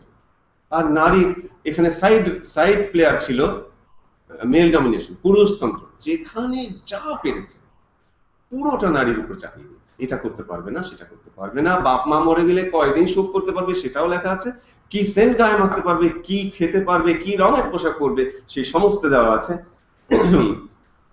এই শাফি ল বইতে। এই যে শাফি ল, অনেকে নাম শুনেছেন, এটা শাফি ল বই। এটাতে স্ট্যাম্প করা আছে প্রথম দিকে আল আজহার ইউনিভার্সিটি। 6000-এর বেশি আইন। কোরআনে কয়টা আইন আছে? প্রত্যক্ষ 13টা। রাসূলুল্লাহ কয়টা হাদিস, আমরা যদি হাদিস খুঁজেও বিশ্বাসই করি, কয়টা পাবো? 50টা। সব মিলিয়ে 200টা, 6000-এর বেশি হাদিস। কে বলে এটা শুধু কোরআন রাসূল থেকে এসেছে? 11টা সোর্স থেকে এসেছে, 11টা। এই যে হানাফি ল, পৃথিবীর সবচেয়ে বেশি মুসলমান বিশ্বাস করেন, এইটা সেই বই। ইংরেজি ব্যারিস্টারি পড়ানো কোর্সে সিলেবাস, 6000-এর বেশি আইন। এখন আপনি এক বালতি পানির মধ্যে 1 ফোঁটা দুধ দেবেন আর তারপরে দাবি করবেন এটা দুধের বালতি? আরো একটা কথা বলবো আমি, তারপরে আমি হয়তো সময় বেশি নিচ্ছি, কিন্তু এগুলো ইম্পর্টেন্ট ব্যাপার। মনে করেন আপনার মাথা ব্যথা আছে নাই, মনে করেন আপনার মাথা ব্যথা আছে, আপনি বাজার থেকে একটা ওষুধ, মাথা ব্যথা ভালো হওয়ার একটা ওষুধ কিনলেন। সেই কোম্পানি দাবি করে যে সেই মাথা ব্যথার ওষুধ বানাতে, আবিষ্কার করতে 30,000 বৈজ্ঞানিকের 30,000 বছর লেগেছে। ভালো কথা, এই সেইটা এটা খেলে আপনি দেখছেন আপনার মাথা ব্যথা ভালো হয়ই না, আপনার স্টমাক আপসেট হয়েছে, পেট খারাপ হয়েছে, আপনি এটা কি করবেন? ডাজ নট ম্যাটার কে কিভাবে বানিয়েছেন এই সমস্ত শারিয়া ল, এর মধ্যে ভালো আইন আছে, অনেক ভালো ভালো আইন আছে, ট্রাস্ট মি, এর বেশিরভাগ আইনই ভালো। কিন্তু যে মুহূর্তে নারীর ব্যাপারে এসছে, যে মুহূর্তে নন মুসলিমের কথা এসছে, এবং যে মুহূর্তে পলিটিক্স এসছে, সেই মুহূর্তে এটা হয়ে গেছে কারেক্ট। আমি তো কয়েকগুলো উদাহরণ দিলাম। আরেকটা অনেকগুলো ভেন্যু আছে যারা বেশ উতলা হয়ে আছে পার্টিসিপেট করার জন্য। আমরা এখন ঢাকা ভেন্যুতে চলে যাই, তাদের কিছু প্রশ্ন নিয়ে আসি। ঢাকা ভেন্যু আপনারা কি শুনতে পাচ্ছেন? স্যাম ভাই, আপনাদের মিউটটা যদি বন্ধ করেন।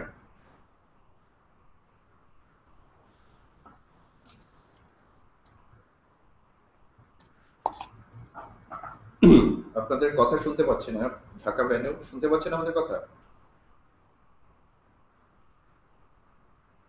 আচ্ছা, যদি না পাই তাহলে আমি দুটো পয়েন্ট বলে শেষ করব।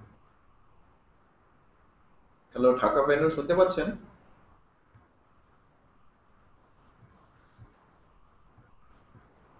আচ্ছা, আমরা ঢাকা ভেন্যুর সাথে যোগাযোগ করতে পারছি না, তাদের কথাটা ঠিক শোনা যাচ্ছে না এখান থেকে। তো আমরা তাহলে ইয়েতে চলে যাই, বিদিতদার কাছে চলে যাই। উনি নিউ ক্যাসেলে আছেন মনে হয়। তো বিদিতদা, আপনাদের গ্রুপ থেকে কি কি প্রশ্ন আসলো বা ফ্লোরটা আপনাদেরকে দিই এখন। আমরা এখানে শুনতে পাচ্ছেন আমার কথা? হ্যাঁ, কথা শোনা যাচ্ছে, বলেন। হ্যাঁ, আমরা এখানে 4 জন পার্টিসিপেন্টস আছি। আমাদের প্রশ্ন হচ্ছে যে আমাদের সেকুলার ফোর্স গুলো যারা বাংলাদেশে কাজ করছি, তারা কিভাবে স্ট্র্যাটেজিক্যালি এই ইসলামিস্ট ফোর্স গুলোর সাথে ডিল করতে পারে।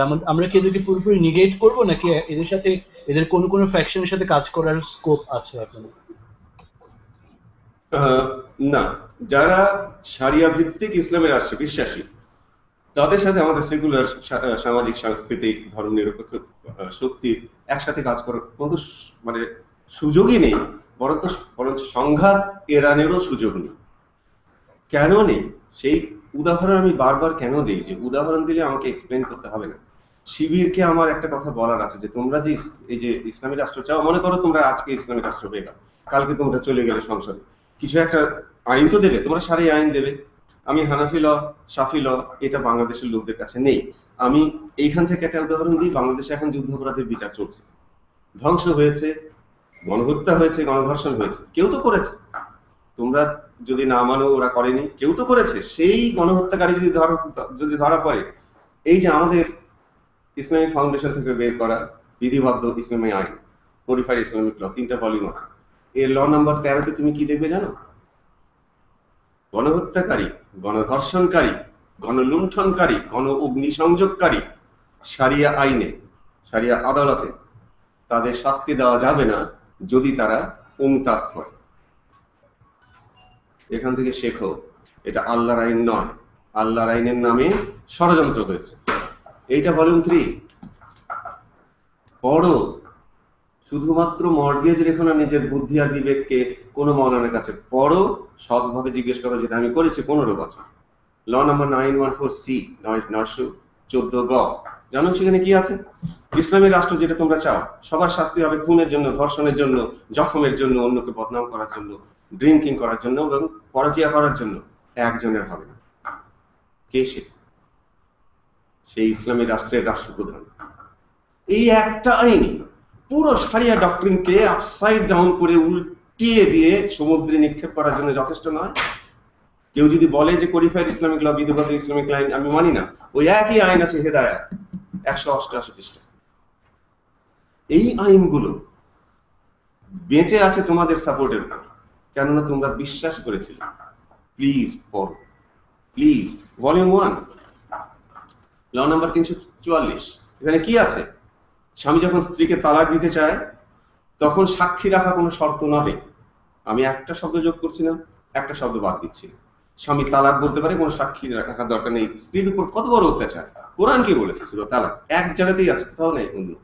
ভার্স 2, তোমরা যখন স্ত্রীদিগকে তালাক দিতে চাও তখন একজন না 2 জন সাক্ষী রাখিবে। হয়ে গেল না কোরআন লঙ্ঘন? হয়ে গেল না নারীর উপর অত্যাচার? অত্যাচারকে বৈধ করার আল্লাহ রসুলের নামে সেই যন্ত্র হচ্ছে এইটা। আমরা খামাখা এটার পেছনে, এটার বিরুদ্ধে দাঁড়াইনি। আর আমাদের সেকুলার ফোর্স এবং আমাদের কিছুটা রাজনৈতিক ফোর্স যেভাবে এই মৌদুদিবাদকে ঠেকিয়ে আসছেন, আমাদের সুফি আমাদের হেরিটেজ, ঐতিহ্য, আমাদের আকাশে বাতাসে একটা টলারেন্ট ইসলামের যে একটা আবহ ছিল, আজকাল নষ্ট করে দিয়েছে ওরা। সেটাকে আমরা কিভাবে রেজিস্ট করতে পারি? আমাদের অন্যান্য সবগুলো শক্তি মোটামুটি ভালোই করছে, শুধু রাজনৈতিক শক্তি মাঝে মাঝে বিশ্বাসঘাতকতা করছে। সে দলই হোক সে দলই হোক, ওদের এজেন্ডাকে এগিয়ে দিচ্ছে। সে সামরিক শৈলের শাসকই হোক, ওরা কখনো পাওয়ারে যায়নি মৌদুদিবাদ, অ্যাবসলিউট পাওয়ারে যায়নি, কিন্তু ওদের অনেক এজেন্ডা এরা বাস্তবায়িত করেছে। একটা দিকে আমরা পুরো জিনিসটা ওদের হাতে ছেড়ে দিয়ে রেখেছি। আমরা 71-এ জিতেছিলাম, জেতার পরে আমরা ঠিক তখন বুঝিনি দেশের সবচেয়ে শক্তিশালী সংগঠন, সরকারের চেয়েও শক্তিশালী সংগঠন মসজিদ, ওদের হাতে, পরাজিত শক্তির হাতে ছেড়ে দিয়েছিলাম। ওরা সেই সুযোগে ওই দিক দিয়ে ঢুকেছে। তো সেটাই আমরা করছি, আমি করছি, ডক্টর রিয়াজ করছেন, মোহাম্মদ সাদুল্লাহ করেছেন, মৌলানা আকরম খান 60 বছর আগে লিখে গেছেন বই। ওদেরকে ধর্মতাত্ত্বিক দিক দিয়েও প্রতিহত করার সময় এখন। প্রতিবাদ করেছি, কাজ হয়নি, এখন আমরা প্রতিবাদ করছি, প্রতিবাদ করেছি, কাজ হয়নি, এখন আমরা প্রতিরোধ করব ধর্মতত্ত্ব দিয়েও, যেগুলো আমি বলেছি। এবং তার মধ্যে অনেক বই আছে। এই যে আলী রিয়াজ, বাংলাদেশের বিভিন্ন ইসলামিক দল, তাদের মধ্যে কে কি নাম, কোত্থেকে কে টাকা পায়, তাদের মধ্যে কি পারস্পরিক সম্পর্কে একটা প্রশ্ন এসেছিল, যেটা এখানে ডক্টর রিয়াজ চমৎকার ভাবে করেছেন। কাজে আমি আর এটা এক্সপ্লেন করে সময় নষ্ট করতে চাই না। এটা পড়বেন, এটা পড়লে মাত্র 22টা পৃষ্ঠা। ওদের ঠিকুজি একেবারে, মানে বাড়ির নম্বর, গাড়ির ঠিকানা যাকে বলে কথায়, আপনারা পেয়ে যাবেন। আর ধর্মতাত্ত্বিক দিক দিয়ে আমাদের এই বইগুলো, এটা আমার লেখা বই, আমার 3টে মুভি আছে, এগুলোকে হাতে তুলে নিতে হবে। মসজিদকে ওদের একলা হাতে ছেড়ে দেওয়া যাবে না। ইসলামকে ব্যাখ্যা করার একচ্ছত্র অধিকার ওদেরকে আমরা চ্যালেঞ্জ করছি। তোমরা দেশকে একটা বিশাল পরিবর্তন আনতে চাও, আমরা বাংলাদেশে, আমাদের অধিকার আছে, আসো আলোচনা। আচ্ছা, এখানে আরো বেশ অনেকগুলো প্রশ্ন এসে গেছে, আমরা ওগুলো খুব দ্রুত একটু টাচ করার চেষ্টা করব। লিস্টার থেকে প্রশ্ন এসেছে তাবলিগি জামাতের ব্যাপারে, এর রাজনৈতিক ইনভলভমেন্ট কতটুকু এবং এর সাথে মৌদুদিবাদের কোনো আতাত আছে কিনা বা কোনো রকমের সম্পর্ক আছে কিনা। দেখেন, তবলিগ জামাত মৌলানা ইলিয়াস শুরু করেছিলেন, 100 বছর হয়নি, এবং এত ফারিশ করেছে। ওরা আত্মিক পরিশুদ্ধি চায়, ওদের একটা মতই আছে যে ওরা রাজনীতিতে জড়াবে না, ওটা ওদের প্রথম থেকেই সিদ্ধান্ত ছিল। এবং সেই জন্যই মরমিয়া মুসলমানদেরকে ওরা এত বেশি আকর্ষণ করতে পেরেছিল। আমি নিশ্চয়, দেখেন বাংলাদেশে গোপন এবং উপর অনেক রকম স্রোত চলছে, বাইরে থেকে আমাদের এই বুঝে ওঠা সম্ভব নয়। আমি নিশ্চিত যে মৌদুদিবাদের ওরা, তবলিগের ওদেরকে ওই শক্তিটাকে কাজে লাগানোর চেষ্টা করে আসছে চিরকাল, কিন্তু তবলিগেরা সামহাও কি কোনো না কোনো ভাবে ওটা থেকে এখনো বেঁচে আছে। কাজেই তবলিগেরা অরাজনৈতিকই থাকতে চান। সেটাকে মৌদুদিবাদীরা কবে নাগাদ কি করতে পারবে আমি এখন নিশ্চিত নই। আচ্ছা, এখানে সুফিবাদের ব্যাপারে একটা প্রশ্ন এসেছে লিস্টার থেকে, যে সুফিবাদ মানে সুফিবাদ কি ইসলামের কোন ভাগ বলা যায়? সুফিজম হচ্ছে ইসলামের একটা বিশেষ ব্যাখ্যা, ঠিক যেমন মৌদুদিবাদ ইসলামের একটা বিশেষ ব্যাখ্যা। এই দুটোর মধ্যে তফাৎ তো আছেই, সংঘাতও আছে। দেখেন, মৌদুদিবাদ গ্রো করেছিল মধ্যপ্রাচ্য থেকে পশ্চিম দিকে, উত্তর আফ্রিকা, স্পেন পর্যন্ত, যেটা যুদ্ধ করে জয় করে করে করে করে ইসলামী রাষ্ট্র ব্যবস্থা স্থাপন করা হয়েছিল। আমাদেরকে ওই মুসলিম ভিক্টরি ফর সেঞ্চুরিজ, শতাব্দী ধরে মুসলমানরা জিতেছিল, এটা নিয়ে আমাদেরকে গর্ব করতে শেখানো হয়। বলা হয় না যে প্রত্যেকটা যুদ্ধে কত লোক মারা গেছে, কত বিধবা হয়েছে, কত এতিম হয়েছে, কত সম্পত্তি ধ্বংস হয়েছে। অন্যদিকে একই রকম একটা বিশাল জগৎ, পশ্চিম পাকিস্তান থেকে শুরু করে ইন্দোনেশিয়া পর্যন্ত মুসলমান হয়ে গেছে। বাংলাদেশ মুসলমান প্রধান দেশ, ইন্দোনেশিয়া পৃথিবীর বৃহত্তম মুসলিম দেশ, একটা তলোয়ার ঘুরে নিয়ে এক ফোঁটা রক্ত যায়নি। ইসলাম প্রচারকেরা করেছেন তো। এই ইসলাম প্রচারকেরা কেউ কারোর সাথে কথা বলেননি। তাদের মধ্যে অনেকেই আমাদের শাহজালালের মতন ওই গৌর গোবিন্দ অত্যাচারী রাজা জমিদার, আমাদের অনেক সুফি তাদের বিরুদ্ধে যুদ্ধ করে জিতেছেন। জেতার পরে কি করেছেন? ওই জমিদার হয়ে বসলে তার তো ইসলাম প্রচার করতে আরো ভালোই হওয়ার কথা, সুবিধা হওয়ার কথা। একটা উদাহরণ নাই যে তাদের মধ্যে কেউ রাষ্ট্রীয় ক্ষমতায় গিয়েছে, তারা যাননি, তারা আবার পাবলিকের মধ্যে ফিরে এসেছেন। এইটাই হচ্ছে সুফিবাদের ভিতরে কি কোনো রাজনৈতিক কোনো লক্ষ্য আছে বা কোনো রাজনৈতিক লক্ষ্য কাজ করে? যদি করতো আমরা আমাদের সুফিদের মধ্যে দেখতে পেতাম না। একটা হাত কাটার উদাহরণ আছে সারা ভারতে 1000 বছরের ইতিহাসে একটা নাই। একটা অ্যাডাল্টারকে স্টোনিং এর ইতিহাস আছে নাই। কোন মুরতাদকে হত্যা করার একটা এক্সাম্পল দেন নাই। একটা মাত্র এক্সাম্পল আমরা পাই হযরত বলছি আওরঙ্গজেবের সময়, but he was A spy, that was why he was killed। কোথায় সারি? সুফিবাদের ব্যাপারে শেষ প্রশ্ন যেটা এসছে ওটা হচ্ছে যে মানে এখন বাংলাদেশের সুফিবাদের উপরে কেউ কাজ করছে কিনা, কোনো প্রচার বা প্রসারের কোনো কাজ চলছে কিনা? চলছে। হাক্কানি মিশন একটা বড় প্রতিষ্ঠান সুফিবাদের, মিরপুরে তার হেড অফিস, এবং এদের উপরে আমার ভরসা অনেক। আমার ভরসা দুটোর উপর, কি জানেন? একটা হচ্ছে এই সুফি ইসলামের সংগঠনগুলো আমাদের এই দলিলগুলো হাতে নিয়ে চলে যায়। আর একটা ভরসা আমার হচ্ছে শিবিরের উপর। এখন যারা শিবিরের নেতা তাদেরকে বদলানো যাবে না, কিন্তু শিবিরের এখন যারা প্রজন্ম, তাদের হাতে টেকনোলজি আছে, তাদের বুদ্ধি আছে, তাদের বিবেক আছে, তারা এক্সপার্ট ইন ইনফরমেশন, তারা একজন আরেকজনের সাথে ইমিডিয়েট আনা নেওয়া করতে পারে। তারা একদিন ঠিকই বুঝবে যে ইসলামের নামে তাদেরকে কত বড় ধাপ্পা দেওয়া হয়েছিল। আমি বুঝি শিবির কেন শিবির করে। এই ছাত্র দলের সন্ত্রাস, এই ছাত্র লীগের সন্ত্রাস, ভর্তি বাণিজ্য, টেন্ডার বাণিজ্য, কি বাণিজ্য, মানে চাঁদাবাজি, কে না আপসেট হয়? এগুলো কি আমাদের ভালো লাগে? আমার তো বলতে লজ্জা হয় যে পাকিস্তান ভাঙার সময় আমি ছাত্রলীগের একটা চেয়ারে বসতাম, লজ্জা লাগে আমার এখন। তার প্রতিবাদ তারা খোঁজে, এবং সেই প্রতিবাদ জামাত নিয়ে আসে আল্লাহ রসুলের নামে। তা আকর্ষিত হবে না কেন?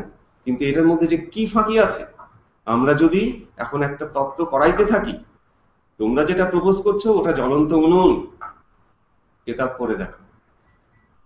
এখানে আমাদের টরন্টো ভ্যালু থেকে একটা প্রশ্ন এসেছে, প্রশ্নটা করতে পারো? প্রগতিশীলতা ধর্মের মধ্যে মিউচুয়াল রেসপেক্ট আমরা কিভাবে মানে গঠন করতে পারি আমাদের প্রজন্মের পক্ষ থেকে? কারণ আমরা দেখা যাচ্ছে আমরা সংঘাত করছি, আমরা যারা প্রগতিশীল আছি তারা ধর্মের সাথে আমাদের টোটালি সংঘর্ষ। প্রগতিশীলতা ধর্মের সাথে সংঘর্ষ হচ্ছে, কিন্তু এই সংঘর্ষটা কৃত্রিম, এটা বানানো। এটা তো হবার কথা না, এটা তো হবার কথা না। আমরা ধর্ম মেনেই এগিয়ে যেতে পারি। কোরআন কতবার বলেছে মূল্যবোধের কথা, সেই মূল্যবোধ মেনে আমরা এগিয়ে যেতে পারি, কিন্তু আমরা সেটা মানছি না। আমাদের নেতৃত্বের ব্যর্থতা। আমাদের এখন যারা এই মৌদুদিবাদের নেতৃত্বে আছেন কিংবা অন্য নেতারা, তারা যে কত দিকে ব্যর্থ হচ্ছে। আরে বাবা, এই শাহবাগ হেফাজতীদের সাথে আলোচনা করতে চেয়েছিল। আমি তো মনে করি হেফাজতের আহ্বান করা উচিত ছিল যে শাহবাগের বয়সে ছোট, তোমরা করছো কি, তোমরা ভুল করছো, আসো আমার সাথে কথা বলো। শাহবাগ তো সেটা করেইনি। যখন শাহবাগ প্রগতিশীল, শাহবাগ এখনকার প্রজন্ম, আমাদের হেফাজত হুজুরের 90 বছর বয়স, ওনাদের পড়াশোনার ধারা আলাদা ছিল, সবকিছু ধারা আলাদা ছিল। তাঁরা তো ডাকলেনই না।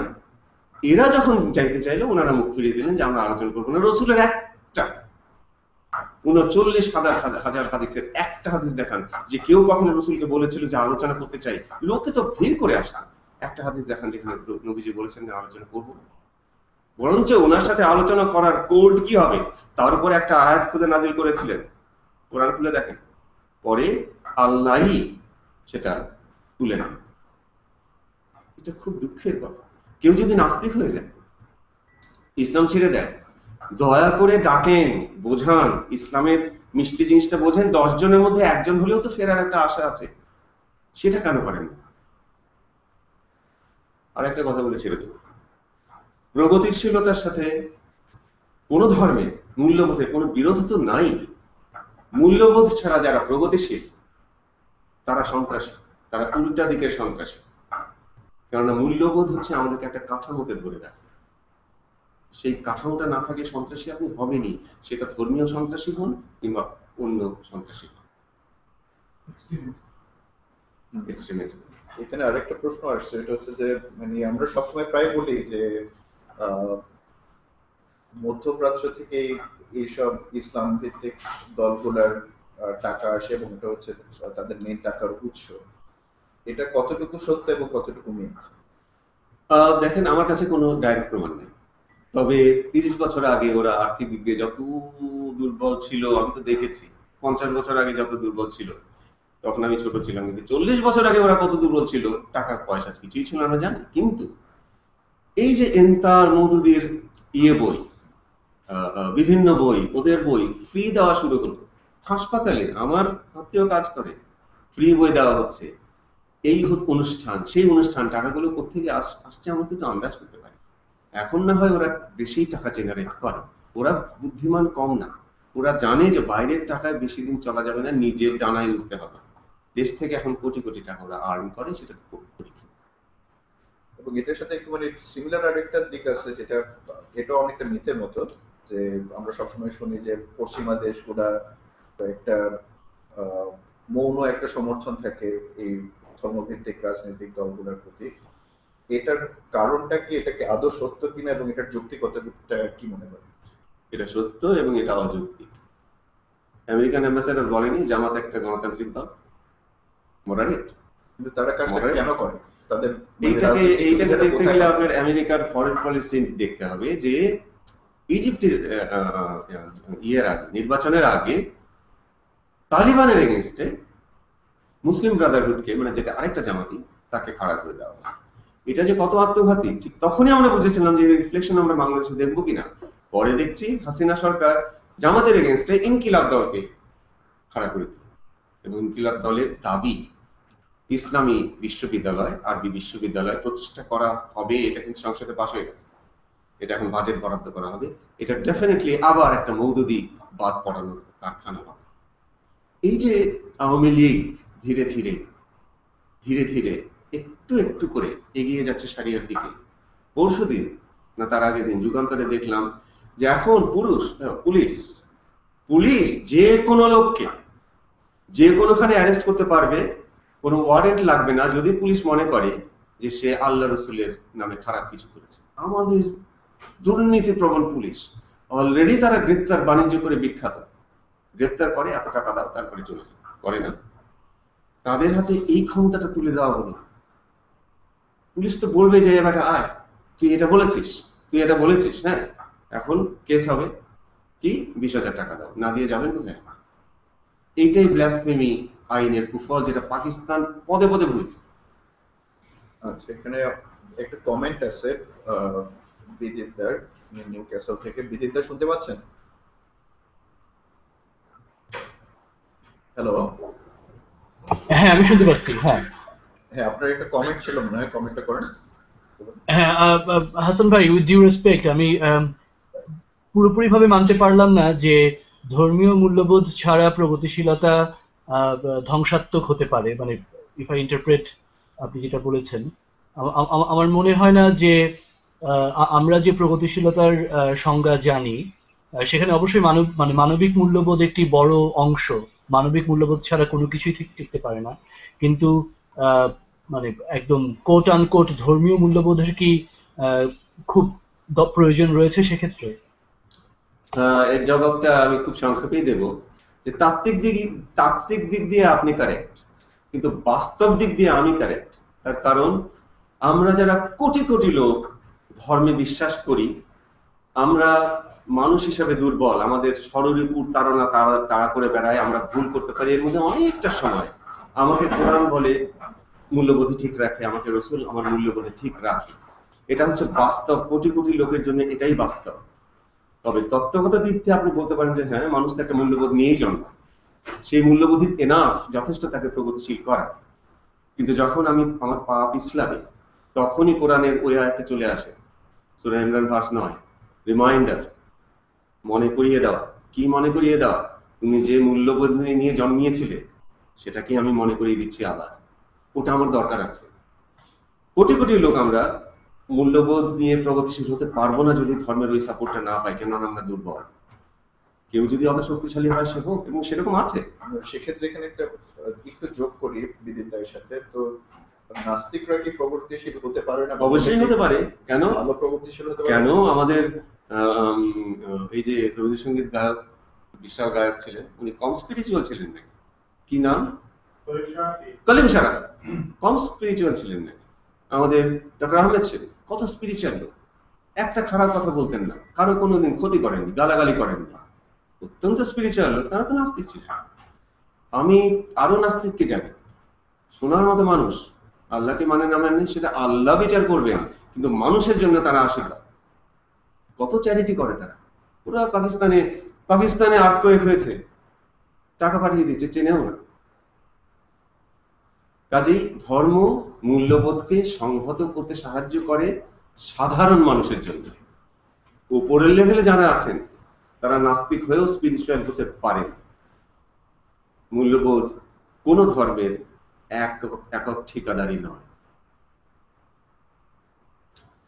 এখন আমরা ফ্লোরটা দিই লন্ডন ভেন্যুকে, তাদের কিছু প্রশ্ন আছে। লন্ডন শুনতে পাচ্ছেন? হ্যাঁ, আমরা শুনতে পাচ্ছি লন্ডন ভেন্যু। আমরা বেশ কিছু ওপিনিয়ন আছে এখানে, আমরা একজন একজন করে বলতে পারি মনে হয়। প্রথমে সুশান্ত দাশগুপ্ত লন্ডন থেকে বলছেন। সুশান্ত, আচ্ছা, আসলে এই বিদিত যা বলে দিছে জিনিসটা, তারপরে আমি মানে আপনার উত্তরে নট হ্যাপি। আপনি যেভাবে বলছেন যে ধর্মীয় মূল্যবোধ ছাড়া প্রগতিশীলরা আসলে সন্ত্রাসী, so I would like to know more how you can explain it. দেখেন এই সুশান্ত, কি বলেন? শোনো শোনো, ওটা একটা তাত্ত্বিক তর্ক না। আমাদের এখানে আজকের এজেন্ডা ছিল অন্যরকম। আমরা পরেই না হয়ে যায়। ওকে, ঠিক আছে। আচ্ছা, বাসুল লন্ডন ভেন্যু থেকে। প্র্যাকটিক্যাল সিচুয়েশন আমার অনেক সময় যেটা আমি অনেক জায়গায় বলি সেটা হচ্ছে যে আসলে ইসলামকে কিভাবে শেখানো হচ্ছে, that could be one of the problem, it's my opinion. যেমন ধরেন কোরআন আমি কখনোই মনে করি না is a single line quotation. So Zakir Naik বলেন বা এভরি মুসলিম স্কলার, তারা আসলে কোরআনের থেকে একটা লাইন নিয়ে কোরআনকে ডেসক্রাইব করেন, but Quran is a content. Like রবীন্দ্রনাথের একটা লাইন পড়ে আমি পুরো গদ্য বা কবিতার মিনিং পাবো না। We have to go through the whole chapter of it. কি সুন্দর বলেছেন। এখানে কি এটা একটা বড় কোশ্চেন। আমার কাছে মনে হয় the way we are perceiving Quran, যেভাবে শেখানো হচ্ছে এক লাইন দুই লাইনের পড় দিয়ে, rather than Quran should go as a content and people should say, all the scholars, যে কোরআনকে তোমরা পড়ো, বুঝো এবং দেন আসো। কোন লাইনকে দিয়ে যে কোরআনকে এক্সপ্লেইন করা, আমার কাছে মনে হয় this is one of the biggest problem of this time. আপনি এত সুন্দর একটা কথা বলেছেন, আমি আপনার এই কথাটা আমার পরবর্তী কোন স্পিচে কোট করব। আপনার পুরো নাম কি? মোহাম্মদ আব্দুল্লাহ আল মাসুদ। বিউটিফুল। দুই চার লাইন পরে রবীন্দ্র দর্শন বোঝা যাবে না, পুরো রবীন্দ্রনাথ পড়লে তখন চিত্রটা ফুটে উঠবে। চমৎকার কথা। কোরআনের বিরুদ্ধে সত্যি সত্যি থাকে, সত্যি থাকে। আমাদের মৌলানাদের আসলে, আমি শিবিরকে আবার বলি, সাহিত্য না পড়লে, কবিতা না পড়লে ইসলাম বোঝা যাবে না, কোনো ধর্মই বোঝা যাবে। ধর্ম থেকে মূল্যবোধ এনে মানুষের মঙ্গল করা যাবে। এটার সাথে আরেকটা প্রশ্ন আছেন, আগে মনি ভাই বলবেন। মজবুল হক মনি, উল্লাহ থেকে বলছেন। জি ভাই, আমি আপনার ইয়ে থেকে আমরা অনেক উপকৃত হচ্ছি কিছুদিন কথায়। আমি একটু একটা সম্পূর্ণ প্রশ্নই করবো, একটা যেতে ইয়ে করছেন। প্রশ্ন হচ্ছে যে কোরআনকে, উনি বলেন যে এক লাইন দিয়ে কোরআন বোঝা যাবে না, এই জন্যই কিন্তু কোরআনকে ব্যাখ্যা করার জন্যই হাদিস, তারপরে ইজমা, কিয়াস, ইস্তিহাদ এগুলোর জন্ম হয়েছে। আমরা যদি হাদিস বর্জিত ইসলামকে নিতে চাই, তাহলে এই কোরআনের যে সংক্ষিপ্তকরণ, ওইটা কিন্তু আমাদেরকে অনেক সমস্যায় ফেলে, যার কারণে কিন্তু হাদিসের দ্বারা সেটা ব্যাখ্যা করা হয়। আমি আপনার সঙ্গে একমত যে হাদিসের বিভিন্ন ধরনের মতানৈক্য আছে বা ইয়ে আছে, এখানে জামাতি ইসলামীরাও বুখারী শরীফের অনেক হাদিসকে তারা ডিনাই করেছে, বড় বড় হাদিসকে তারা ডিনাই করেছে। আমাদের কথা হচ্ছে কি যে হাদিস বর্জিত কোরআন আদৌ কি আমরা সুস্পষ্টভাবে সেই কোরআনকে পাচ্ছি কিনা। দ্বিতীয়ত প্রশ্ন আর একটু ছোট্টভাবে বলছি আর কি, যে ধর্মীয় অনুভূতি বা ধর্মীয় যে নীতিমালা আছে এছাড়া প্রোগ্রেসিভ হওয়া যাবে না।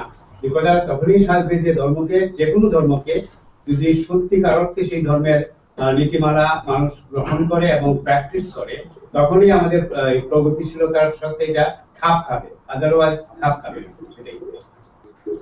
আচ্ছা, আপনার প্রথম কথা হচ্ছে হাদিস।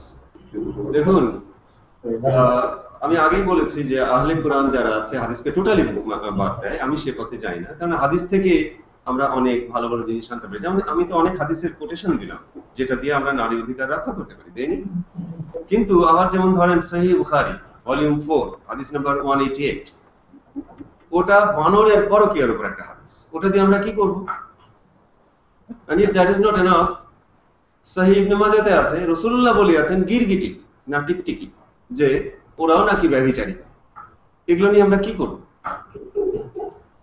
তো এই টিকটিকির ব্যভিচার আর বানরের ব্যভিচার এগুলো না হয় এতে আমাদের কোনো ক্ষতি হয় না।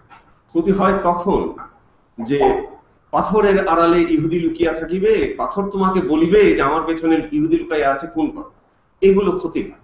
প্রথম কথা হচ্ছে যে পাথর কথা বলে না। দ্বিতীয় কথা হচ্ছে যে ইহুদির সাথে যুদ্ধ চলছিল, সেটাকে চিরকালের মতো মনে করার কোনো কারণ নেই, বিকজ ওই কোরআনই আমাকে অধিকার দিয়েছে একটা ইহুদি মেয়েকে বিয়ে করার। তাহলে আপনি বলতে চান যে আমি একটা ইহুদি মেয়েকে বিয়ে করে তার বাবাকে আর ভাইকে খুন করে ফেলি? এগুলো অবাস্তব কথা। কিন্তু যে সমস্ত মৌলানা, আজকাল হুঙ্কারি মৌলানা অনেক পাওয়া যায়, হুঙ্কার না দিলে ওনাদের ওয়াজ মাহফিল ঠিক হয় না। ওনারা একটা ভয়ঙ্কর ইসলাম ওই হাদিসের ভিত্তিতে চলেন, কিন্তু ওই হাদিসগুলো আমাদের সমস্যা। এটা টার্কি সরকার বুঝেছিল 2005 সালের দিকে না 2004 সালের দিকে। টার্কি সরকার একটা প্রজেক্ট নেয় যে মানে অদরকারি এবং খারাপ হাদিসগুলো বাদ দিয়ে তারা একটা নতুন হাদিসগুলো করবে, যেটা নিয়ে এখনো কথা চলছে। জামাত যদি বলে যে সব হাদিস তারা মানে না, ভালো কথা তো, তাহলে একটা নতুন হাদিসের সংকলন বের করুক যার মধ্যে আমরা বানরের পরকিয়া আর তোমরা স্ত্রীকে মারিলে, স্ত্রীকে পিটাইলে পরকালে জিজ্ঞাসা করা হইবে না, এইগুলো যেন না থাকে সেখানে, ভালো কথা।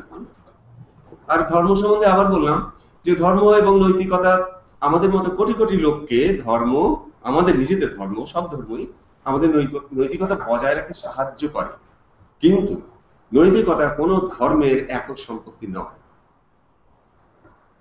আচ্ছা, আরেকটা প্রশ্ন আছে, এটা ফজলুল হক লন্ডন থেকে প্রশ্নটা করছেন। আপনি যে ধর্মীয় নৈতিকতার কথা বলছেন, ধর্মীয় মূল্যবোধের কথা বলছেন, আমি এখানে বলবো, আপনি ডক্টর আহমদ শরীফের নাম উল্লেখ করেছেন। আমি যেটা বলতে চাই যে মূল্যবোধের ব্যাপার যেটা, এটা কি ধর্মীয় মূল্যবোধ বলা দরকার? শুধু নৈতিকতা যদি sense of right and wrong, ন্যায় অন্যায়, এই যে সেন্স, এটা যদি একজনের মধ্যে প্রগাঢ় হয়, দৃঢ় হয়, তাহলে তো আমি মনে করি এখানে যে মূল্যবোধের ব্যাপারে ধর্মীয় কথাটা যোগ করার কোনো প্রয়োজন নেই। Thank you. ঠিক আছে, ধন্যবাদ ধন্যবাদ। কথা হচ্ছে যে ওটা তো আরেকটা টপিক, এবং আমি তো ওটাকে সংক্ষেপ করে আনলামই যে ধর্মীয়, হ্যাঁ, এক হিসাবে ধর্মীয় মূল্যবোধ আবার কি মানবিক মূল্যবোধ। আমরা মানুষ, আমরা একটা মূল্যবোধ নিয়ে জন্ম, যে ধর্মে থাকি না কেন। তো আমাদের যে ধর্মে থাকে সেই ধর্মের কিন্তু কোর মেসেজ তাকে সেই মূল্যবোধটা রক্ষায় একটু সহায়তা করে। তো এর পেছনে আমরা সময় নাই দিই। আমরা এখন আমাদের ভবিষ্যৎ কর্মপন্থা কি হবে, তার কারণ আমি আগেই আমার এই টিমকে বলেছিলাম যে আজকে যে কথাগুলো আমরা বলছি কালকে যেন হারিয়ে না যায়। একটা টিম তৈরি করা হোক, একটা রেজলিউশন হোক, একটা ওয়ার্ক প্ল্যান নেওয়া হোক, এবং চলেন আমরা সেই ওয়ার্ক প্ল্যানের উপর কাজ করি। আরেকটা ইন্টারাপ্ট করি, আমাদের লন্ডনে আরো দুটো প্রশ্ন আছে। আর ওয়ার্ক প্ল্যানের কথা যেটা বললেন এটা আসলে খুব রেলেভেন্ট, কিন্তু আমরা তো ওটাই ভাবছি যে আমরা what we are dealing with আগে ওটা আমরা আগে বুঝি, এবং বোঝার পরে এবং আগামী সপ্তাহে বা তারপরের সপ্তাহে আমরা চেষ্টা করছি এই সেমিনারটাকে রান করবো। আর কয়েকটা মানে পার্টিকুলারলি অর্গানাইজেশন গুলোকে বোঝাটা আমাদের জন্য খুব জরুরি হয়ে পড়েছে। তো এবং এই ওয়ার্ক প্ল্যানেরই অংশ সেটা, এবং মানে শুধু আলোচনা করলেই চলবে না, আমাদেরকে কাজও করতে হবে। আমি ফিরে আসছি প্রশ্নে। প্রথম প্রশ্নটা করবেন শাহমিকা আলম লন্ডন থেকে, এবং পরের প্রশ্নটি করবেন রাজীব আহমেদ। একটু কুইকলি আপনাদের প্রশ্নটা করে ফেলে, তবে হাসান ভাই ওনার টপিকে চলে যাবেন। ইসলামের যে ব্যাখ্যাগুলো দিলেন আর কি, ওখানে ওই যে কিছু মাসুম ভাই বললেন যে রবীন্দ্রনাথ পড়ার কথা, আপনি সাথে সাথে অ্যাড করেছেন যে আমাদের ওরা যদি সাহিত্য পড়ে তাহলে কি বলবো জ্ঞান আরো উন্মোচিত হবে। সাথে সাথে কি মনে হয় না যে ওদের অন্য ধর্মের বইগুলো পড়া উচিত? তাদের জুইশিজম মানে একজন ইসলামিক যে কেউ ইসলামিক হুজুর বলেন, ইমাম বলেন, তারা প্রথম জিনিস যেটা করে তারা ইহুদিদেরকে ঘৃণা করে। হ্যাঁ, মানে ইহুদি তাদের শত্রু, এটা জেনেই পড়া হয়। কিন্তু ইহুদি ধর্ম যখন পড়তে যাচ্ছি তখন আমরা দেখছি যে দুটো ধর্ম কিন্তু একই, কাছাকাছি একই সবকিছু, প্রত্যেকটা জিনিস। ওরা নামাজ পড়ে 5 ওয়াক্ত, ওরা হালাল খাবার খাচ্ছে, ওরা ফাস্টিং করছে, ওরা সার্কামসিশন করছে, প্রত্যেকটা জিনিস। হ্যাঁ, এবং ওখানেও আছে হিজাবের বিষয়গুলো। তাহলে পার্থক্যটা কোথায়? তাহলে মানে বিভেদটা কোথায়? কেন এত ঘৃণা আসছে? তো এটা একটা কোয়েশ্চেন। এই যে ঘৃণা নিয়ে বড় হওয়া, একটা ধর্মের কারণে ঘৃণা নিয়ে বড় হওয়া, এই প্র্যাকটিসটা করা, এটা কতটা জরুরি এবং কিভাবে দেখবেন? সেকেন্ডটা হচ্ছে ইসলামে মহিলাদের অবস্থানটাকে কিভাবে দেখছেন আপনারা? মানে আমি যেটা বুঝি যে নবী তিনি প্রথম প্রতিষ্ঠা করেছিলেন যে মেয়েদের মানে করে রাইট দেওয়া, একটা মহিলাকে রাইট দেওয়া। তারপরে ওই সময় যে মেয়েদেরকে পুঁতে ফেলতো সেটা উনি বন্ধ করেছেন। তো বোঝা যায় যে এই মুভমেন্টটা উনি করেছিলেন। তো সেইখানে এখন যখন ইসলামের কথা আসে, এখন সবচেয়ে প্রথম যেটা হয় সেটা হচ্ছে মেয়েদেরকে ঘর থেকে বাইরে বের হতে দেওয়া যাবে না, মানে এই জিনিসগুলো বন্ধ করে দেওয়া হচ্ছে। তো এইগুলো কিভাবে আপনারা মানে করছেন, ব্যালেন্স করবেন কিভাবে? জিনিসটা কিভাবে হচ্ছে, ইসলাম কি বলছে, আসলে কি করছি আমরা, বা সেকুলার পলিটিক্স যখন আসছে তখন এগুলোকে কিভাবে আপনারা দেখছেন? প্রথমটার কথা বলি যে ইহুদিদের প্রতি ঘৃণা। মওদুদিবাদ ঘৃণার উপর প্রতিষ্ঠিত। মুখে মিষ্টি কথা বলবে কিন্তু কর্ম পদ্ধতি থাকবে অন্যের উপর ঘৃণার উপর প্রতিষ্ঠিত। আমি উদাহরণ দিচ্ছি, তারা বারবার বলবে মায়ের পায়ের নিচে বেহেশত, শুনতে কত ভালো লাগে। মা নাম্বার 1, রাসূলুল্লাহ বলেছেন, ভেরি কারেক্ট। ওই মাকে তার নিজের সন্তানের বিয়েতে সাক্ষীর কাগজে সাক্ষী দিতে দেওয়া হবে না। এটাই হচ্ছে ধূর্তামি। ধূর্তামি দিয়ে কখনো কিছু ভালো করা যায়নি। ওরা মানুষকে কন্ট্রোল করতে চায়। মানুষকে একটা ধর্মের শান্তি বাণী দিয়ে নিয়ন্ত্রণ করতে গেলে যে ফ্যাকাল্টি লাগে সেটা না। মানুষকে ঘৃণা দিয়ে উত্তেজিত করা খুব সহজ। ওনারা সেই সহজ পন্থাটা নেন, পন্থাটা কাজও করে। লক্ষ লক্ষ মানুষ লাভ দিয়ে উত্তেজিত হয়ে যায় এবং ওনাদের নিয়ন্ত্রণে চলে যায়। কাজেই ওনারা ঘৃণাটা করবেনই। নাম্বার 2, এই সাহিত্য পড়ার পাশাপাশি হ্যাঁ সব ধরনের বই পড়া দরকার। মৌলানা সাঈদীর ক্যাসেট আছে আমার কাছে চিটাগাঙে। উনি বলছেন কবিরা কি লেখে টেখে তার নাই মাথা মুন্ডু। এই যে নজরুল ইসলাম লিখলো মোর প্রিয়া হবে সোরানি দেব তার আবার ফুল হয় না, সেটা আবার খোপায় পড়াবে কেন? তো এই হচ্ছে ওদের ইন্টেলেকচুয়াল লেভেল। এই লেভেলে ঘৃণা দিয়ে জনগণকে নিয়ন্ত্রণ করা সোজা, শান্তিবাণী দিয়ে নিয়ন্ত্রণ করা এই লেভেলের ইন্টেলেক্টের পক্ষে, ফ্যাকাল্টির পক্ষে সম্ভবই। আচ্ছা, আমরা এখন আরেকটা প্রশ্ন ছিল মনে হয় ইয়ে থেকে, ইংল্যান্ড থেকে। হ্যাঁ, রাজীব। মাহবুব ভাই, আমার প্রশ্নটা ছিল এটা যে 5ই মে আমরা যেটা দেখলাম যে হেফাজতের যে আন্দোলনটা আমরা দেখলাম, সভাটা দেখলাম, আমরা কিন্তু প্রথমে বুঝতে পারিনি কি হলো। পরে কিন্তু আমরা দেখতে পাইছি যে যারা অংশগ্রহণ করেছে তার লাখ লাখ অংশ মানে কর্মীরা ছিল, ওই ছেলেপেলেরা ছিল মাদ্রাসার, এবং তাদের ফ্যামিলি জানতো না, এবং ওই ছেলেপেলেরাও কোনো ধারণা রাখে না। তারা মনে করে ব্লগ দিয়ে ইন্টারনেটে অনেক ধরনের কথাবার্তা উঠে আসছে। তো এদের জন্য এই যে ঘটনাটা ঘটতেছে, এর জন্য সরকার কি করতে পারে?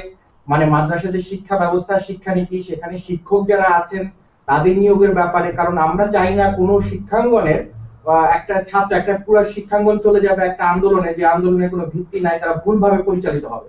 এটা একটা ব্যাপার। মদিনা সনদ উঠে আসছে, আমাদের প্রাইম মিনিস্টার বলছেন মদিনা সনদের দেশ চলবে, তার একটা বিভ্রান্তিকর কথাবার্তা, অনেকেই বিভ্রান্ত হচ্ছে। আর 13 দফা দাবির ব্যাপারটা আসছে হেফাজতিদের, যেটা সংগতিপূর্ণ না এবং ছেলেপেলেরা পড়ে না, এই জন্য তারা বলতেছে না এটা না, এটা ইসলামের সাথে কোরআনে নাকি 13 দফার কথা আছে, এটা কোরআনের সাথে যায়। তো এই যে ব্যাপারগুলা, এখানে কি করার আছে, সরকারের কি করার আছে কিংবা আমাদের কি করার আছে? দেখুন, মানে সব শেষে জিনিসটা সরকারের পদ্ধতির মধ্যে যায়। তো আমাদের সরকারের যে পদক্ষেপগুলো আমরা দেখছি সেটা খুব একটা আশাব্যঞ্জক নয়। কিন্তু আর হ্যাঁ, পুরো একটা মাদ্রাসা শিক্ষা ওদের হাতে বন্দী হয়ে যাচ্ছে, মর্টগেজ হয়ে যাচ্ছে, এটা আমাদের জন্য খুবই দুঃসংবাদ। কিন্তু ওই সরকারকেই আলটিমেটলি চাপ দিয়ে এই দুটোর মধ্যে একটা সমন্বয় সাধন করতে হবে। আমাদের শিক্ষাবিদের ব্যাপার, ওই সাবজেক্টটা ঠিক আমার সাবজেক্টের মধ্যে পড়ে না। আমি যেটা চাই, আমি শুধুমাত্র ইসলামী মানবাধিকার এই আমিকে কাজ করি। এর আগে যে বলে গেলেন উনি যে নারীদের বিরুদ্ধে মোল্লাদের অবস্থান, হ্যাঁ, কেন জানো ওরা নারী নিপীড়নের মাত্রাটাকে সবের মাত্রা মনে করে। সেই জন্য আমি এই বইটা আপনাদের আবার ডাউনলোড করতে বলবো, আমার ওয়েবসাইটে ফ্রি দেওয়া আছে। এখানে প্রত্যেকটা চ্যাপ্টারে, প্রত্যেকটা অধ্যায়ে আলাদা আলাদা করে দলিল দেওয়া আছে, যেটা দিয়ে আমরা কোরআন রসুল দিয়েই নারীদের উপর যে অত্যাচারগুলো হয়, ইনক্লুডিং FGM, প্রত্যেকটাকে আমরা রেজিস্ট করতে পারি। এই দলিলগুলো পড়ে আপনারা যখন এম্পাওয়ার্ড হবেন, যখন অন্যদেরকে জানাবেন, তখনই না আমরা ধর্মীয় তত্ত্ব দিক দিয়েও মৌদুদিবাদকে পরাস্ত করতে পারবো। এটা আমাদের অস্তিত্বের জন্য, আমাদের উন্নতির জন্য এর কোনো বিকল্প নেই। টিমের কথা বলে এখন আমরা আসলে মানে এই আজকের অনুষ্ঠানটা প্রধানত হচ্ছে যে আমরা জানার জন্য, কিন্তু এই একটা জিনিস মনে রাখতে হবে যে এই অনুষ্ঠানটা কিন্তু আমরা ইউটিউবে ছাড়বো এবং এটা লাইভ ভাবে সবার জন্য ওপেন হবে। সো আমরা এখানে কোনো স্ট্র্যাটেজিক কোনো আলোচনায় যাব না। আচ্ছা, ঠিক আছে, তত্ত্বগত আলোচনার মধ্যে সীমাবদ্ধ রাখবো। হ্যাঁ, তো লন্ডন বাইরে তোমাদের আর কোনো প্রশ্ন আছে এই ব্যাপারে? তাহলে আমি একটা শেষ কথা বলবো ব্যক্তিগতভাবে। লন্ডন প্রশ্ন আছে একটা। আচ্ছা, এখানে একটা প্রশ্ন আছে লন্ডন থেকে। মূলত প্রশ্ন করছি লন্ডন থেকে। আমরা মানব জাতির ইতিহাস যখন দেখি, একেবারে শুরু থেকে ধর্মের নামে যত মানুষকে হত্যা করা হয়েছে, এত মানুষ হত্যা কোনো প্রাকৃতিক বিপর্যয়ে এ পর্যন্ত হয়নি। তো আমরা যে ধর্মের নামে মানবিক মূল্যবোধের কথা বলছি বা মানবিক মুক্তির কথা বলছি, এটি আসলে এই ধর্মীয় অনুশীলনের মাধ্যমে অর্জন করা সম্ভব কি? আমাদের সুবিধা তো করেছিলেন। আমাদের সুবিধা হাজার বছর ধরে বিস্তীর্ণ এলাকায় ধর্মের নামে শান্তি প্রতিষ্ঠিত করেছিলেন। কে করেছিলেন? ওটা ধর্মের আরেকটা হিংস্র ব্যাখ্যা, যার হাতে টাকা আছে, যার হাতে রাজনৈতিক ষড়যন্ত্র আছে এবং আমাদের বিভিন্ন দিকে আমাদের অবহেলা আছে, সেই দিক দিয়ে ওরা এসে আমাদের এটাকে ঘুম ধরিয়ে দিতে পেরেছে। আপনি একটা জিনিস খেয়াল করবেন, যখন মুসলমান দেশগুলো স্বাধীন হচ্ছিল, ইম্পর্টেন্ট মুসলিম দেশগুলো, Jamal Abdul Nasser of Egypt, doctor Mossadegh ইরানের, জিন্না পাকিস্তানের, সুকর্ণ ইন্দোনেশিয়ার, কামাল আতাতুর্ক টার্কি, এগুলো ইম্পর্টেন্ট মুসলিম দেশ। প্রত্যেকটা লিডার ছিলেন একেবারে টপ টু বটম সেকুলারিস্ট। কেউ মোল্লাইজমকে ধারে কাছে আসতে দেননি। আজকে এই প্রত্যেকটা দেশ এই মৌদুদিবাদের খপ্পরে বিপর্যস্ত। বাংলাদেশ বরং ওদের চেয়ে অনেক ভালো করছি। আমরা ওইসব দেশের দিকে যদি তাকান, আমরা অনেক ভালো করছি। কিন্তু এই পদ্ধতিটা কি করে হলো? সেটা হচ্ছে ওদের একটা, যেটা বলেছি, ধর্মীয় স্ট্রাকচারে যে আছে কাঠামো, যেটা আপাত দৃষ্টিতে অমুক একটা সূরা, অমুক একটা হাদিস মিলে এত আকর্ষণীয় এবং আজকের বাইরের জগৎ এত কড়া যে সাধারণ মানুষ বিকল্প হিসেবে ওটা দেখবেই মুসলমানেরা। আর আমাদের একমাত্র টার্কি ছাড়া বাকি সবাই শুধু সংবিধান দিয়ে দেশকে সেকুলার রাখতে চেয়েছিলেন। সবগুলো সংবিধান ওই ঘুণে খেয়ে ফেলেছে। কামাল আতাতুর্ক তার সৈন্যবাহিনী দিয়ে সেকুলারিজমকে বাঁচাতে চেয়েছিলেন, সেখানেও ঘুণে ধরেছে। একমাত্র ভালো করছে কসোভো আর তাতারস্তান। কিভাবে ভালো করছে, এটা আমার একটা ইম্পর্টেন্ট মেসেজ আপনাদের জন্য। ওখানেও সৌদি মানি গেছিল, ওখানেও ওয়াহাবি ইজম গেছিল, মৌদুদিবাদ, কিন্তু ওরা ওখানে ঢুকতে দেয়নি। ওখানকার পাবলিককে, ওখানকার জনসাধারণকে ওয়াহাবিজম মৌদুদিবাদের মানে বিপদ সম্পর্কে এমন ভাবে এডুকেট করা হয়েছে, পাবলিক অ্যাওয়ারনেস ক্রিয়েট করা হয়েছে যে মৌদুদিবাদের বিরুদ্ধে জনগণ হিমালয় হয়ে দাঁড়িয়ে আছে, এখানে ঢুকতেই পারেনি। বসনিয়া, পার্সিয়া, এইটাই আমি করতে চাচ্ছি। আজকের এই সংগঠন থেকে যদি কোনো রেজলিউশন না নেওয়া হয়, ঠিক আছে, আমি ব্যক্তিগতভাবে আপনাদেরকে বলতে চাই যে if wishes are horses, beggars would ride. ইচ্ছা করলেই যদি ঘোড়া পাওয়া যেত, তাহলে ফকিররা ঘোড়া চড়তো। আমরা ইচ্ছা করলেই মৌদুদিবাদ পরাস্ত হবে না, চেষ্টা করতে হবে। আমরা ডকুমেন্ট ডেভেলপ করেছি, আমাদের হাতে তত্ত্বগত অস্ত্র আছে। আমরা একটা টিম চাই, বাক্যনাবাদ চাই না, কর্মদানব চাই। আপনারা কে কি করতে পারেন আমার সাথে যোগাযোগ করুন। 10 মাইল দৌড়াতেও হবে না, 10,000 টাকাও খরচ করতে হবে না, শুধু প্রোপাগেট করতে হবে। আর ডক্টর রিয়াজের মতো এই চমৎকার আর্টিকেলগুলো, ডক্টর ওমর ফারুকের আর্টিকেলগুলোকে বাংলা করতে হবে। এবং তারপর শুধু ছড়াতে হবে, ব্যাস এইটুকু যিনি করতে পারবেন আমার সাথে দয়া করে যোগাযোগ। আমরা শুরু করি, 50 বছর আগে জামাত শুরু করেছিল, আমরা যদি এখনো না শুরু করি আরো দেরি হয়ে যাবে। ছোট ছোট দুটো প্রশ্ন, আরো দুটো প্রশ্ন আছে ছোট ছোট। ব্যারিস্টার শওকত। আচ্ছা, আমার প্রশ্নটা হাসান ভাই। হ্যাঁ, হাসান ভাই খুব ভালো লাগছে। আমার একটা ছোট্ট প্রশ্ন, সেটা হচ্ছে যে রাসূলুল্লাহ ইসলামের ওফাতের পরে যে খারেজি সম্প্রদায় ডেভেলপ হলো এবং যাদের সাথে হযরত আলী যুদ্ধ করে জানা যায় তাদের 10,000-কে হত্যা করেছিলেন, যেহেতু খারেজিরা মুনাফিক, আজকের জামাত ইসলামী কি সেই খারেজি সম্প্রদায়ের সাথে একটা মিল আছে কিনা? এটা আমার একটা জানার খুব ইচ্ছা আছে, খারেজি সম্প্রদায় আর জামাত এক কিনা, জামাত ইসলামের বা বন্ধু। এটা সময় লাগবে, আমার মডারেটর আমাকে কয় মিনিট দেবেন? না না, এই দুটো প্রেক্ষাপট সম্পূর্ণ ভিন্ন। খারেজিরা এলো থেকে যখন হযরত ওসমানের হলো, মানে অ্যাসাসিনেশন, হত্যা হলো, তারপরে হযরত আলী ছাড়া চয়েস ছিল না, হযরত আলী হয়ে গেলেন। এখন হযরত ওসমান ছিলেন উমাইয়া, হযরত ওসমানের হত্যাকারীদের বিচার চাইলো মুয়াবিয়া এবং হযরত আয়েশা, হযরত তালহা, হযরত জুবায়ের। তো এই নিয়ে ওনাদের মধ্যে প্রথমে জামাল যুদ্ধ হয় বিবি আয়েশা এবং হযরত আলীর মধ্যে। হযরত আলী বিশ্ব ইতিহাসের one of the very rare সিপাহ সালার সেনাপতি জেনারেল, তিনি কখনো পরাজিত হন না। ওইটার পরে আলটিমেটলি মুয়াবিয়ার সাথে ওনার একটা বিশাল সংঘর্ষ, সেই সংঘর্ষে উনি জিতে যাচ্ছিলেন। তখন আমর বিন আস, যদি কেউ মানে কলির চাণক্য কিংবা কলির বিসমার্ক জানতে চায়, আমর বিন আস সেই আমলের সর্বশ্রেষ্ঠ বলেন কিংবা সবচেয়ে কৌশলী পলিটিশিয়ান মুয়াবিয়া। সে করলো কি, হযরত আলী জিতে যাচ্ছিলেন, তখন তারা তাদের বর্ষার উপরে কোরআন শরীফ নিয়ে চলে এলো একটা সন্ধির প্রস্তাব নিয়ে। এখন ওদেরকে যদি হত্যা করেন তাহলে ওরা মাটিতে পড়ে যাবে, বর্ষার কোরআন মাটিতে পড়ে যাবে। ওই ফাঁদে পড়ে হযরত আলী তাদের সাথে ওই নেগোশিয়েট করলেন, খারিজিরা এটা পছন্দ করে। তারা বলছে না, যুদ্ধে আমরা জিতে যাবো, তুমি যুদ্ধ করো। এই পয়েন্টে ওনারা যখন হযরত আলী রাজি হলেন না, তখন তারা খারিজ মানে বাতাল, তখন তারা হযরত আলীকে ছেড়ে চলে যায় এবং ওরা তখন বিভিন্ন ষড়যন্ত্র করতে থাকে যে মুয়াবিয়াও ইসলাম থেকে পথভ্রষ্ট, হযরত আলীও পথভ্রষ্ট, ইত্যাদি ইত্যাদি। ওদেরকে খারিজি বলা হয়। ওই প্রেক্ষাপট, ওই ঘটনাগুলো সবই ভিন্ন।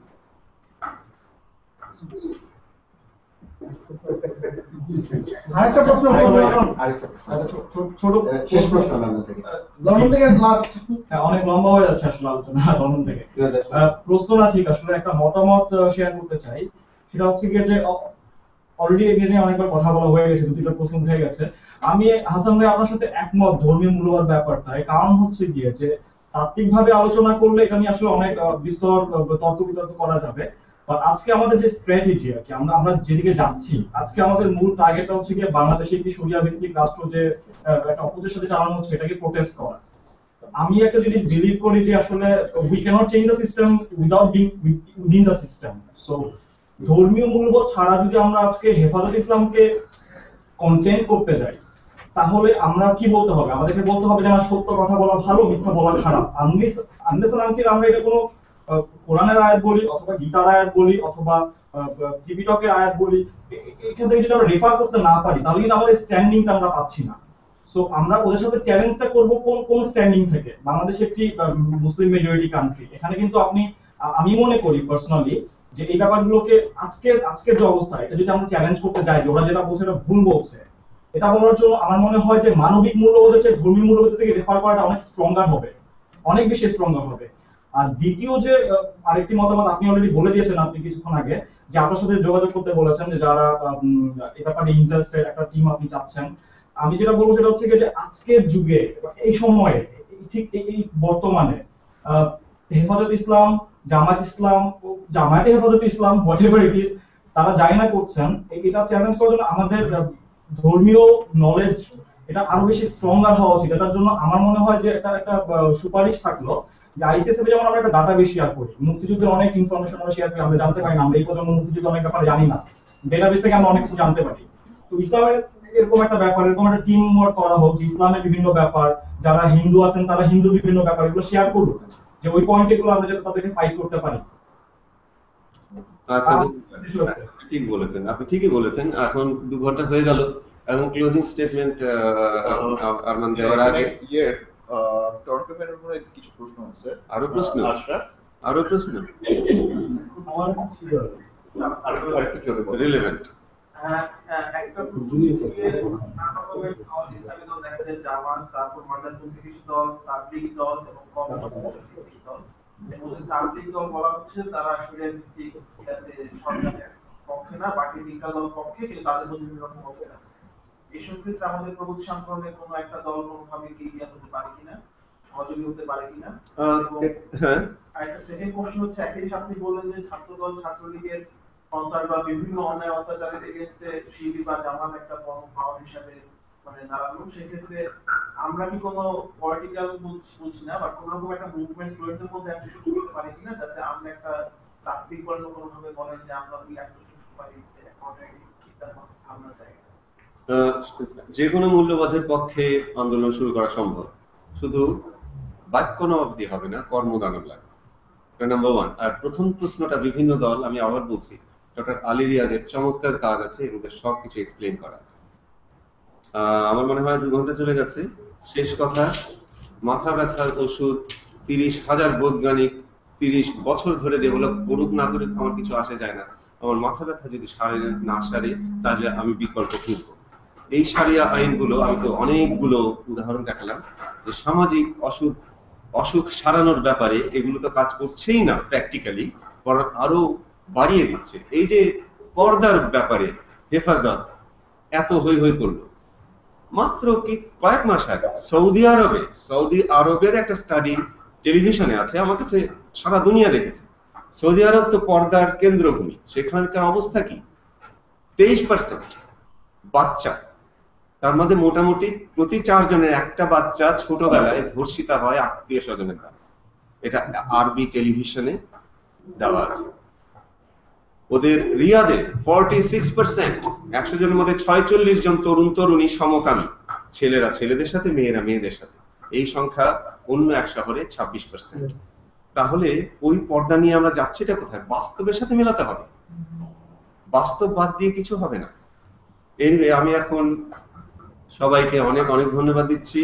ক্লোজিং স্টেটমেন্ট আরমান দেবে। আমি লাস্ট একটা কথা বলতে চাই, যে আমি অ্যাক্টিভিস্ট, আমি মানবাধিকার কর্মী, আমার টিম লাগবে। প্রচার করতে হবে, ট্রান্সলেশন করতে হবে, টাকা দিতে হবে না, দৌড়তে হবে না। নাম্বার 2, যুদ্ধাপরাধীর বিচার হচ্ছে। যারা দেখেনি তারা জানে না, আমরা দেখেছি, ওটা ভোলা যাবে না। শুধু 2টো লাইন বলে শেষ করব, যে ওদের চাতুরি জাতি বুঝে ফেলেছে। এই প্রজন্মের শাহবাগের এটা একটা বিশাল আন্দোলন। ওদের 40 বছরের চাতুরি এক ধাক্কায় উড়ে গেছে। 40 বছরের অন্ধকার একটা ম্যাচের কাছে আগুন আউট। জাতি আর কোন চাতুরিতে ভুলবে না, যত হও তুমি সুদক্ষ অভিনেতা। 71কে ধর্মে যাবে না কেনা, যতই ধূর্ত হোক ক্রেতা বিক্রেতা। ধন্যবাদ।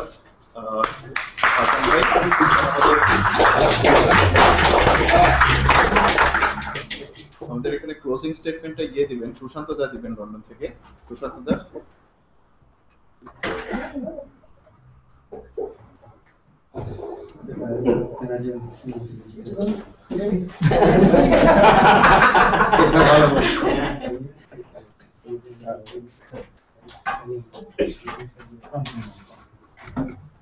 দেখা যাবে না, কারণ তো লাইটটা কম। হ্যাঁ, সুশান্ত আছে, দেখা যাচ্ছে। দেখতে চাই। হ্যাঁ, ওই তো ক্যামেরার সামনে আছেন ওখানে। না, ঠিক আছে, আমি বলি। প্রথমে আমি আইসিএসএফ এর পক্ষ থেকে হাসান মাহমুদ ভাইকে অনেক ধন্যবাদ জানাচ্ছি। তিনি অনেক কষ্ট করে আমাদেরকে সময় দিয়েছেন এবং আমরা সবাই। সুশান্ত, একটু থামো, আমি সবাইকে একটা কথা বলতে চাই। একটু, আমার প্রথম যে শারিয়া মুভিটা বাংলাদেশে বানানো হয়েছিল, টিভিতে নেওয়া হলো, এটিএন টিভিতে। পরে টিভির ভিতরে যে যারা বসে আছেন জামাতি, আর ওটা হতে দিল না। আজ পর্যন্ত বাংলাদেশে ওটা দেখা যায়নি। ওটা ইন্টারনেটে দিতে গিয়ে তখন আমি দেখলাম, আমার হাতে ডিভিডি আছে, আমি দিতে পারি, কিন্তু পরিচালক বেচারা নিজের টাকা দিয়েছে। তখন আমি ওকে বললাম, তুমি কত টাকা চাও? ও বললো, হাসান ভাই, আপনি তো এটা লেখক হিসেবে কোনো টাকাই নেননি, আপনি কি বলবো, আর এটা তো কোনো ব্যবসা না, এটা একটা আমাদের আন্দোলন, যা ইচ্ছা আপনি দিয়ে। সেই টাকা সিংহভাগ এই ছেলেটা দিয়েছে।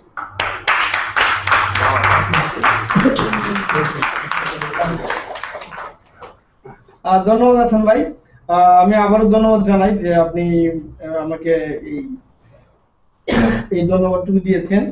আর প্রথমে আমি আইসি স্যারকে ধন্যবাদ জানাবো যে এই ধরনের একটা সিরিজ করার জন্য, কারণ হচ্ছে এটা কিন্তু খুবই একটা অল্টারনেটিভ একটা স্ট্রাকচার। এই স্টাইলে কিন্তু আমরা নরমালি দেখি নাই, বিশেষ করে লন্ডনে কিন্তু আমরা দেখি নাই যে কেউ এই ধরনের কোনো প্রোগ্রাম করছে কিনা।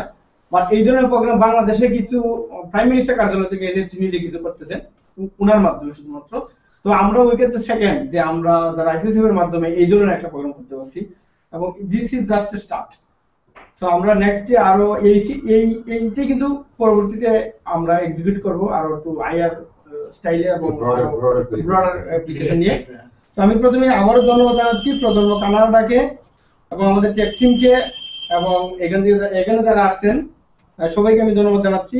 এবং আমি ধন্যবাদ জানাচ্ছি বাংলাদেশ আমাদের স্যাম ভাই আছে এবং তার টিম, লেইসেস্টার আছে অনুপ এবং তার টিম, নিউক্যাসল আছে বিদিতা এবং তার টিম, এবং এইখানে তো আমরা সবাই আছি, মাসুম ভাই, তারপরে আপনার মনি ভাই, শারমিকা আপা, এবং সবচেয়ে বেশি ধন্যবাদ জানাই আমরা শাহবাগ প্রজন্মের গ্রুপের ইউকে শাহবাগ প্রজন্ম যারা এখানে মনিটরিং করছে, এবং ইয়াশাদ ভাই, নেহা আপা, ওনাদেরকে আসলে সবার নাম আমি মানে সবাইকে ধন্যবাদ।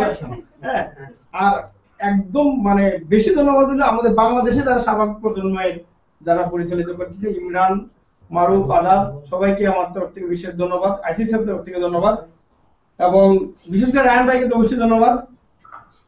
আর সবচেয়ে বেশি ধন্যবাদ প্রাপ্ত হলো আমাদের শওকত ভাই, কারণ হচ্ছে উনার অফিসেই কিন্তু আমরা মিস্টার শওকত ভাই, কারণ উনার অফিস পুরোটা কিন্তু আমরা তছনছ করে দিচ্ছি।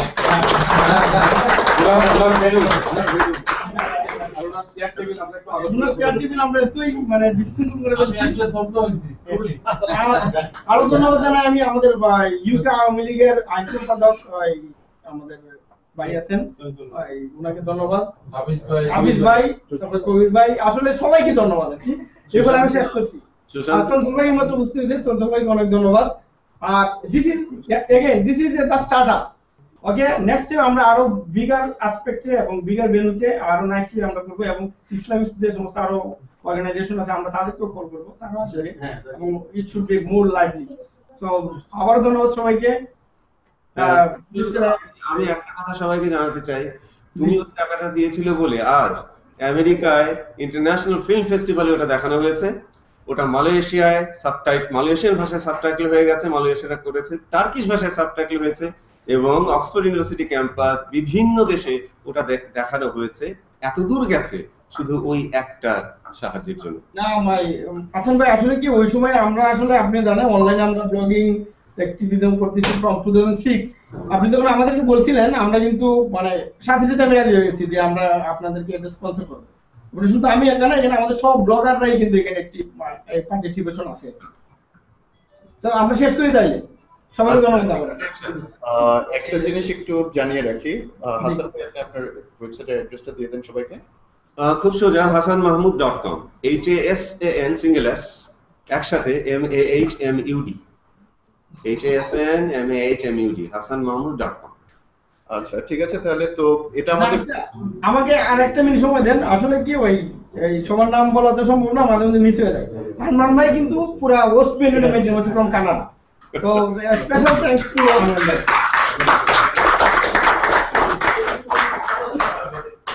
ওকে, তাইলে আমরা শেষ করলাম। আচ্ছা, তো এটা আমাদের প্রথম পর্বটা ছিল, এবং দ্বিতীয় পর্বটা আমরা খুব দ্রুতই খুব সত্তর করব, ঘোষণা দিব, এবং আমরা আশা করব যে দ্বিতীয় পর্বটা হয়তো আরো অনেক স্মুথ ভাবে আগাবে, কারণ আমরা এই প্রথম পর্বে অনেক কিছু শিখলাম যেগুলো আমরা দ্বিতীয় পর্বে কাজে লাগাতে পারবো। তো সবাইকে ধন্যবাদ, তাহলে আজকের মতো এখানে বিদায় নিচ্ছি।